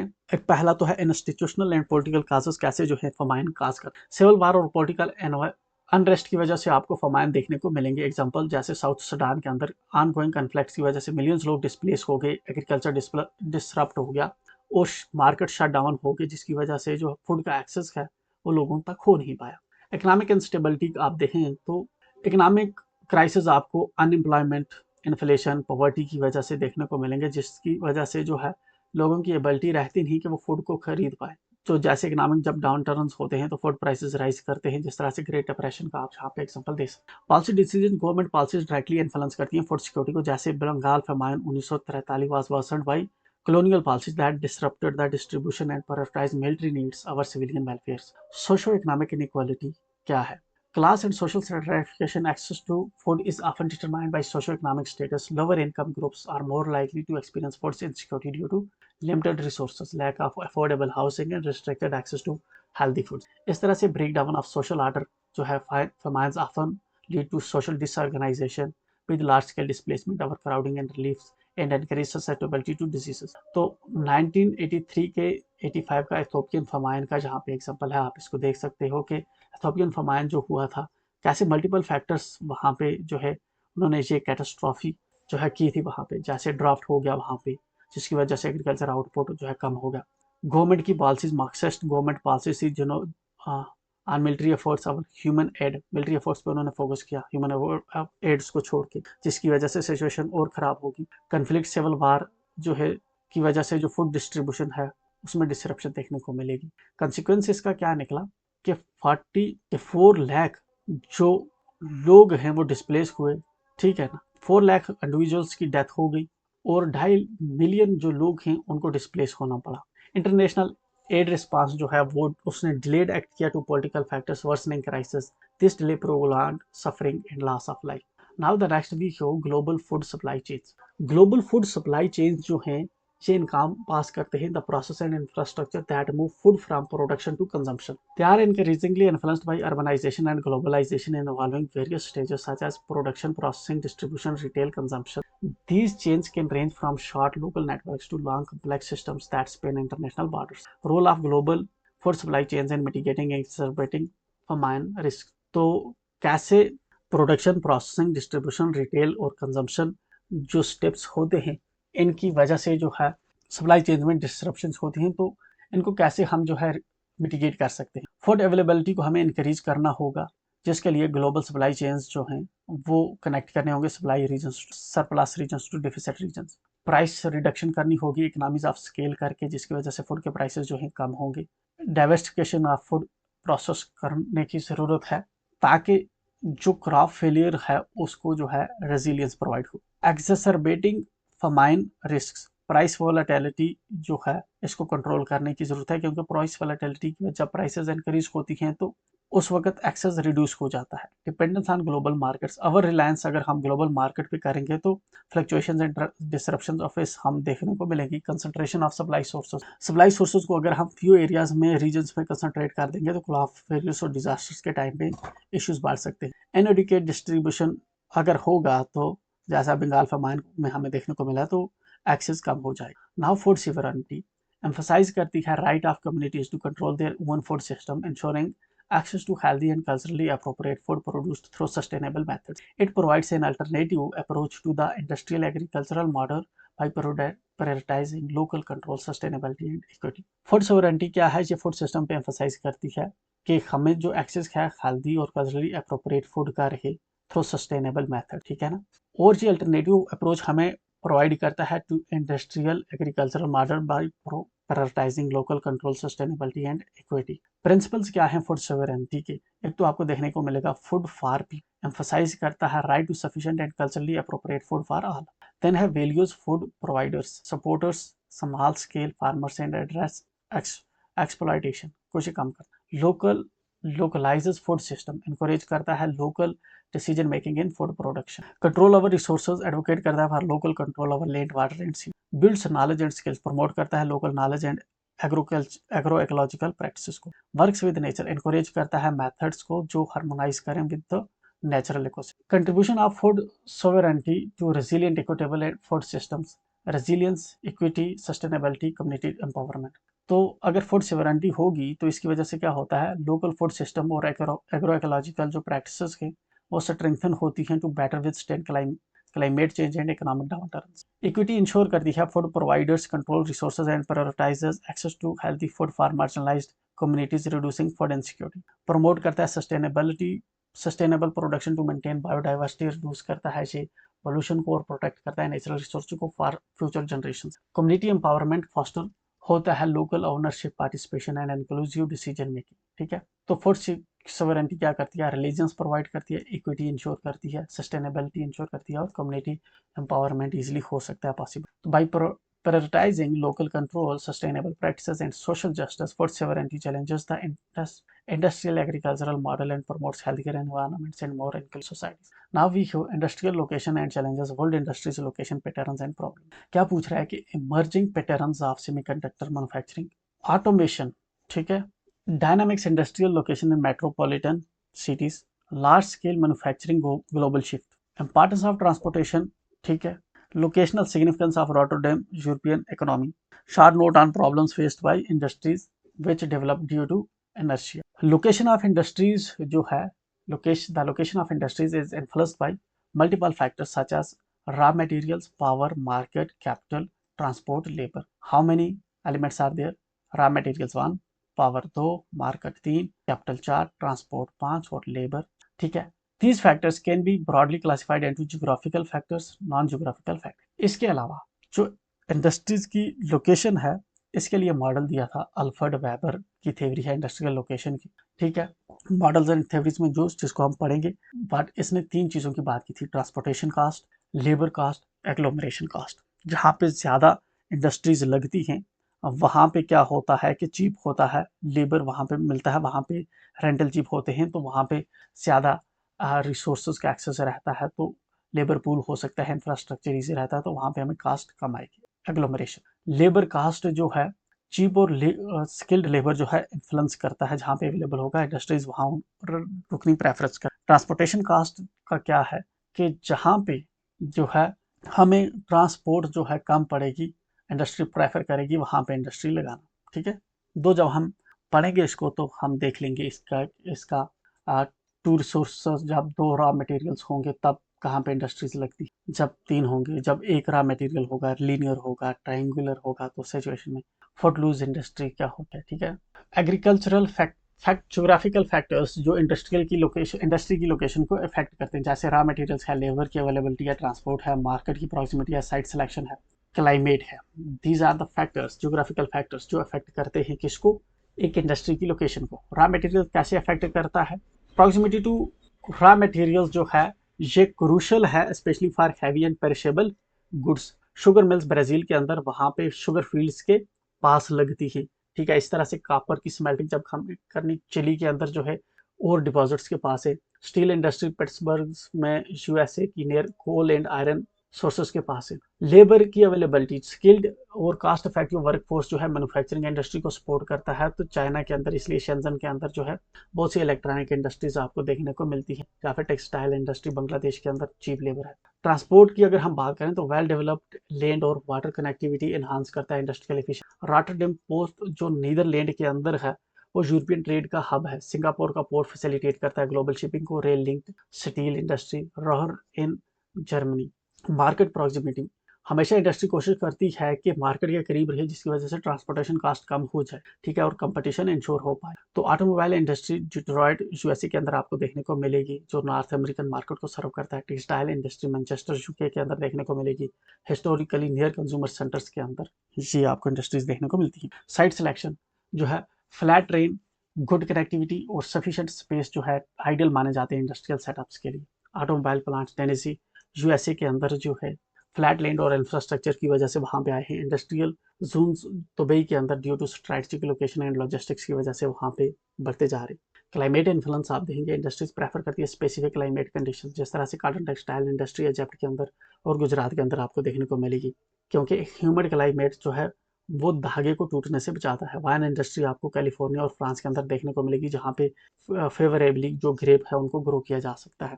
So these are certain geographical factors: raw materials, labor availability, transport, market proximity, site selection, climate। Important ये है कि raw material के साथ आपको शुगर मिल ब्राजील का एग्जाम्पल याद रखना है। लेबर के साथ आपको जो है शेंजन चाइना का स्किल्ड और टेक्सटाइल बांग्लादेश का जी। ट्रांसपोर्ट के लिए आपको जो है यहाँ पे रॉटरडैम पोर्ट नीदरलैंड का याद रखना होगा। दुबई का एग्जाम्पल भी आप देख सकते हो, सिंगापुर का एग्जाम्पल यहाँ पे again better. Then market proximity के लिए आप जो है जहाँ पे डिट्रॉइट यूएसए का, या फिर Manchester textile industry Manchester UK की ज़्यादा प्रेफर है। साइट सिलेक्शन, आपको यहाँ पे दुबई जो है स्ट्रेटेजिक लोकेशन लॉजिस्टिक्स के लिए जो है इंडस्ट्रियल जोन्स वहाँ पे आ रहे हैं, या फिर ऑटोमोबाइल टेनेसी यूएसए के अंदर भी ठीक है, फ्लैट ट्रेन है। क्लाइमेट इन्फ्लुएंस के लिए आप इजिप्ट काटन का, गुजरात काटन का याद रख, या फिर फ्रांस और कैलिफोर्निया का wine industry. Non geographical factors हमारे पास क्या हैं जो इन्फ्लुएंस करते हैं कि इंडस्ट्री की लोकेशन को। नॉन जियोग्राफिकल फैक्टर्स में जैसे कैपिटल, गवर्नमेंट पॉलिसीज और इंडस्ट्रियल इनर्शिया, ठीक है। कैपिटल अवेलेबिलिटी क्या है, capital availability, high investment needs lead to concentration in finance rich urban centres. Financial hubs in New York, London, Tokyo supporting global industry, Silicon Valley venture for tech startup. जहाँ पे finance capital availability होगी वहाँ पे, इसलिए availability होगी वहाँ पे जो है इंडस्ट्री ज़्यादा लगाई जाती है, जिस तरह से सिलिकॉन वैली। गवर्नमेंट पॉलिसीज जो है स्ट्रेटेजिक पॉलिसीज जो शेप करती हैं, जिस तरह से SEZ का हमारा कल्चर है, जैसे बेंगलुरु का IT हब है, इंडिया गवर्नमेंट के इंसेंटिव्स होते हैं, आयरलैंड के टैक्स इंसेंटिव्स हैं, मल्टीनेशनल कंपनीज जैसे गूगल, एप्पल वगैरह वहाँ पे फैक्ट्रीज लगाते हैं, जिन कंट्रीज से इनको सपोर्ट मिलता है। इंडस्ट्रियल इनर्शिया क्या होता है, industries tend to grow in historical location due to established infrastructure. जहाँ पे टेक्सटाइल इंडस्ट्रीज आपको मैनचेस्टर के अंदर देखने को मिलेगी, शिप बिल्डर ग्लासगो स्कॉटलैंड के अंदर देखने को मिलेगी, हैवी मशीनरी आपको रोज जर्मनी के अंदर देखने को मिलेगी। तो जो अर्लियर इंडस्ट्रीज होते हैं हिस्टोरिकल इन्फ्लुएंस की वजह से वहाँ पे इंफ्रा वगैरह होता है, तो वहाँ पे और इंडस्ट्रीज आपको ग्रो करती हुई देखने को मिलती है। मेजर इंडस्ट्रियल रीजन्स आपको ग्लोब के देखने को जहाँ पे मिलते हैं। Industrial regions are key economic zones where manufacturing and production activities are concentrated. Industrial regions हमारे की इकोनॉमिक जोन्स होते हैं जहाँ पे मैन्युफैक्चरिंग एंड प्रोडक्शन एक्टिविटीज आपको देखने को मिलती हैं। ये रीजन्स एमर्ज होते हैं due two factors like natural resource availability, infrastructure development और लेबर सप्लाई की वजह से सपोर्ट करते हैं government policies and supportive government policies की वजह से लगती है। तो मेजर इंडस्ट्रियल रीजन्स आप देखेंगे जहाँ पे मैप पे दे रखा हुआ है, वैनकूवर सीटल है, लॉस एंजल्स का सैन डिएगो है, ठीक है, डेनवर है, फेनोक्स है, Mexico City Central America, Anglo American manufacturing belt है, ठीक है, जस्ट इस तरह से रखो, Anglo American manufacturing belt, Los Angeles, San Diego, ऐसे। Then Mexico City Central America, Ecuador, Lima, Santiago, Buenos Southern Brazil, ठीक है, गंगा वैली, कोरिया, ये वाले रीजन आप ऐसे हाईलाइट कर सकते हैं, राइट, जहाँ पे इंडस्ट्रीज आपको देखने को मिलेगी। Then short areas, no need to name them, Java, ऐसे ऐसे ऐसे ऐसे, सडन टर्बन, घाना, ये हम एरिया मार्क करने हमें यहाँ एटलीस्ट आने चाहिए। रीजन जो है वेस्टर्न और सेंट्रल यूरोप के अंदर आपको कौन से रीजन देखने को मिलेंगे, जैसे Germany, France, automotive, air space machinery, luxury goods, heavy goods जहाँ पे आपको देखने को मिलेंगे कम्प्लेक्स वाली, automotive, aerospace, machinery, luxury goods. Eastern Europe में, Eastern Europe when we are talking about Eastern Europe, we are talking about this region जो Russia के साथ, जहाँ से सेंट्रल एशिया के साथ कनेक्ट कर रहा हूँ, जहाँ पे क्या है, रशिया, मॉस्को, टोला, यूक्रेन आपको देखने को मिलेगा, जहाँ पे iron, steel, heavy chemicals, textile आपको देखने को मिलेगा। ईस्टर्न एशिया जैसे जापान है, योकोहामा, चाइना, मंचूरिया है, साउथ कोरिया है, जहाँ पे आपको इलेक्ट्रॉनिक्स, ऑटोमेटिव, हैवी इंडस्ट्रीज देखने को मिलती हैं। ईस्टर्न नॉर्थ अमेरिका के अंदर यूएसए, ग्रेट लेक्स, एपलेचन, ठीक है ना, ईस्टर्न कोस्टल है, जहाँ पे iron and steel, engineering, automotive देखने को मिलेगा। साउथ एशिया के अंदर आईटी, टेक्सटाइल्स आपको देखने को मिलेंगे, इंडिया के कंटेक्स्ट। साउथ अमेरिका के अंदर आपको ऑटोमेटिव, इलेक्ट्रॉनिक्स देखने को मिलेंगे। ओशनिया, ऑस्ट्रेलिया के अंदर आपको एडवांस्ड मैन्युफैक्चरिंग देखने को मिलती है। इंडस्ट्रियल रीजन्स जो हैं ये क्रूशियल होते हैं for global economic stability and growth. Their development depends on a mix of natural resources, skilled force, infrastructure, governments. Footloose industry Silicon Valley की आप देखेंगे तो फुटलूज इंडस्ट्री एक बिजनेस होता है जिसके जो कहीं पे भी लगाई जा सकती है, ठीक है ना, जैसे कि हमारी टेक इंडस्ट्रीज होती हैं या फिर कन्फेक्शनरीज होती है, टेक सेक्टर है तो, right. Geographical concentration and dispersal of industries. Geographical concentration refer करता है clustering of economic activities, population और resources in a specific area. This is advocated by new economic geography. This refers to the factors such as access to resources, markets, and labor. In contrast, geographical dispersals refer to spread of economic activities, populations, resources over wider area. Dispersal can result in technological advancements, improved transportation, policies encouraging decentralization, future technological advances, and their impact on geographical expression and dispersal. Remote work जो है इसकी वजह से जो है आपको dispersal देखने को मिलेगा। ये कंट्राडिक्ट करता है वेबर की एग्लोमरेशन प्रिंसिपल को, जैसे कोविड-19 की वजह से हुआ। आर्टिफिशियल इंटेलिजेंस की वजह से हमें कंसंट्रेशन ऑफ स्पेशलाइज्ड इंडस्ट्रीज देखने को मिलेगी with skilled labour and advanced infrastructure, जैसा कि सिलिकॉन वैली है, ठीक है। ई कॉमर्स की वजह से आपको डिस्पर्सल ऑफ इंडस्ट्रीज देखने को मिलेगा, जैसे अमेजॉन जो है घर घर जो है चीज़ें डिस्ट्रीब्यूट कर देता है। 3D प्रिंटिंग की वजह से जो है डिस्पर्सल आपको देखने को मिलेगा, जैसे लोकल मोटर्स यूज करते हैं 3D printing to manufacture customised vehicles in small and local micro factory. तो remote work, artificial intelligence, e commerce, 3D printing, कैसे ये टेक्नोलॉजिकल एडवांसमेंट्स जो हैं ये डिस्पर्सल करेंगे या कंसंट्रेशन करेंगे इंडस्ट्रीज का, ये एग्जांपल्स के साथ आपने देख लिया। Now IR 4.0 and impact on location of industry. जब हम IR 4.0 की बात करते हैं तो तब हम बात करते हैं इंडस्ट्रियल रिवोल्यूशन जब 4 है हमारा, ये डायरेक्टली जो है बात करता है cyber physical systems, IoT, big data, AI and to manufacturing process. मतलब कि इसके रिवोल्यूशन के, कंप्यूटर के रिवोल्यूशन को जो है हम फोर्थ रिवोल्यूशन कंसीडर करते हैं। अब उसकी वेरियस ब्रांचेस हैं, चाहे उसमें IoT है, बिग डेटा है, AI है, ठीक है ना, साइबर फिजिकल सिस्टम्स है। तो ये जो है कैसे इंडस्ट्री की लोकेशन को इम्पैक्ट कर रहा है। ऑटोमेशन एंड एफिशिएंसी की वजह से जो है आप देखेंगे तो डाइवर्स लोकेशंस पे जो है AI रोबोटिक्स की वजह से जो है इंडस्ट्रियल हब जो है वो चल सकते हैं। Digital connectivity, IoT, cloud computing की वजह से रियल टाइम डेटा जो है वो शेयर होता है, रिमोट ऑपरेशंस पॉसिबल होते हैं, ठीक है। तो सेंट्रलाइज्ड प्रोडक्शन की नीड को जो कम करता है। Reshoring and near shoring, automation जो है रिड्यूस करता है reliance on cheap labour, leading to reshoring, bringing production back home. Near shoring, closer to target markets, improving supply chain resilience and reducing transportation costs. Skilled workforce, demand for heavy tech-savvy workforce has led to locate near location hubs and tech clusters, fostering research and development. Near shoring, friend shoring, reshoring क्या हो? Near shoring होता है जब आप relocate करते हैं operations को अपने साथ वाली कंट्री के पास, जिसकी वजह से logistical cost, time zone differences and agricultural barriers जो होते हैं वो कम होते हैं। मान ले आप जहाँ पे कोई कंपनी है उसकी जहाँ पे फैक्ट्री है वो अब इस वाली कंट्री में भी फैक्ट्री लगा रही है, तो दैट इज नियर शोरिंग। जैसे इंडिया का पोटेंशियल है नियर शोरिंग का, जो एशियन मार्केट्स को कंपनीज टारगेट कर रही है। फ्रेंड शोरिंग में क्या होता है कि एक कंट्री जो है वो अपनी फ्रेंडली कंट्री में जो है अपनी कंट्री लगाती है या फिर सप्लाई चेन नेटवर्क बिल्ड करती है, जैसे जापान और ऑस्ट्रेलिया इंडिया में कर सकते हैं। रीशोरिंग क्या होता है कि जैसे bringing manufacturing back to home country to enhance supply chain control and, जैसा कि चाइना के अंदर इंडस्ट्रीज के, तो वो क्या कर सकते हैं वहाँ से रीशोरिंग कर सकती हैं, जैसे एप्पल वगैरह है।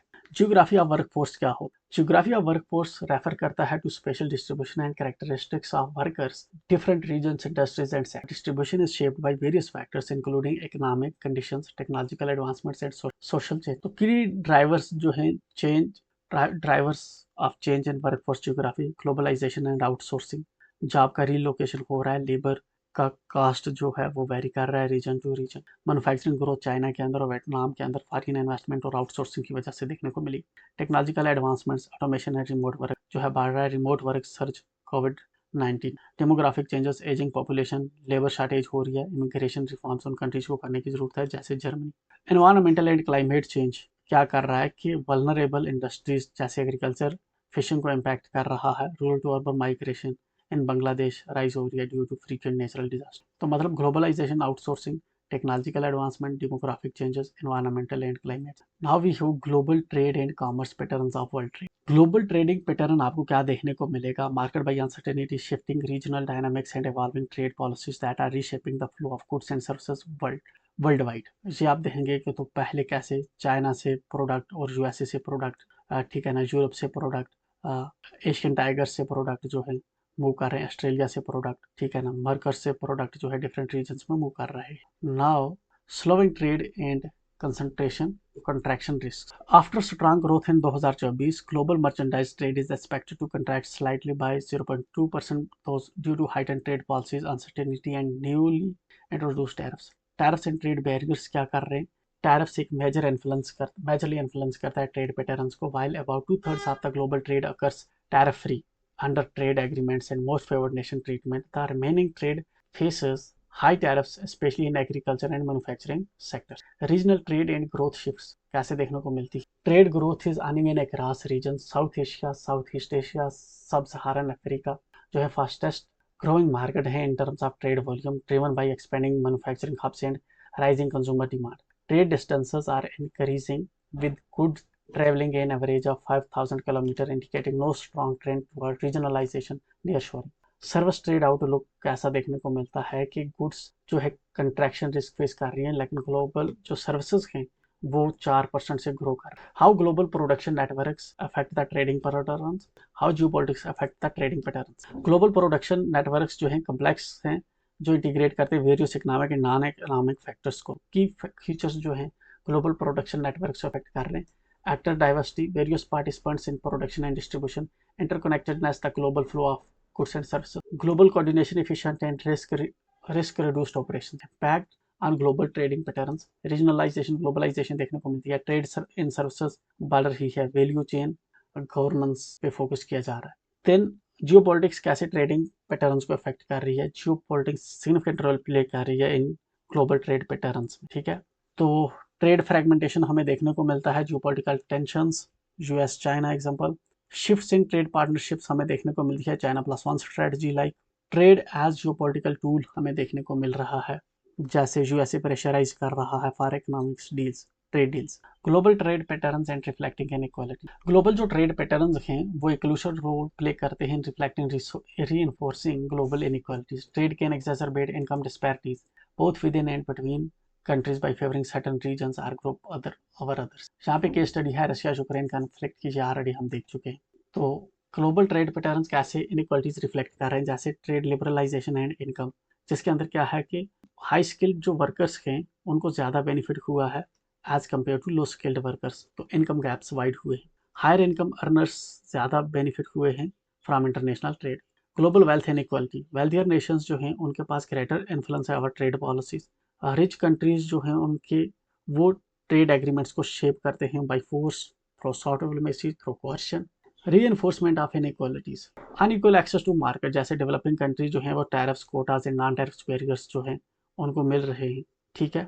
तो मार्केट रिस्ट्रिक्शंस जो हैं पूरे नेशन को प्रिवेंट कर रहे हैं from global trade. Specialisation and skill premium आते हैं, trade driven specialisation increases demand for high skilled workers, widening wage gap। So countries in global value chains see high tech industries thrive, traditional sectors decline। Global trade patterns often reflect and reinforce global inequalities by favoring certain countries or groups over others। Case studies of the growing reliance on transit choke points, जैसे कि हरमुज का straight of Malacca का आप दे दीजिए example, जहाँ पे straight of हरमुज का example. That's it for now. Next video में हम डिस्कस करेंगे पॉपुलेशन एंड सेटलमेंट जियोग्राफी। तो मिलते हैं, टिल देन एंजॉय।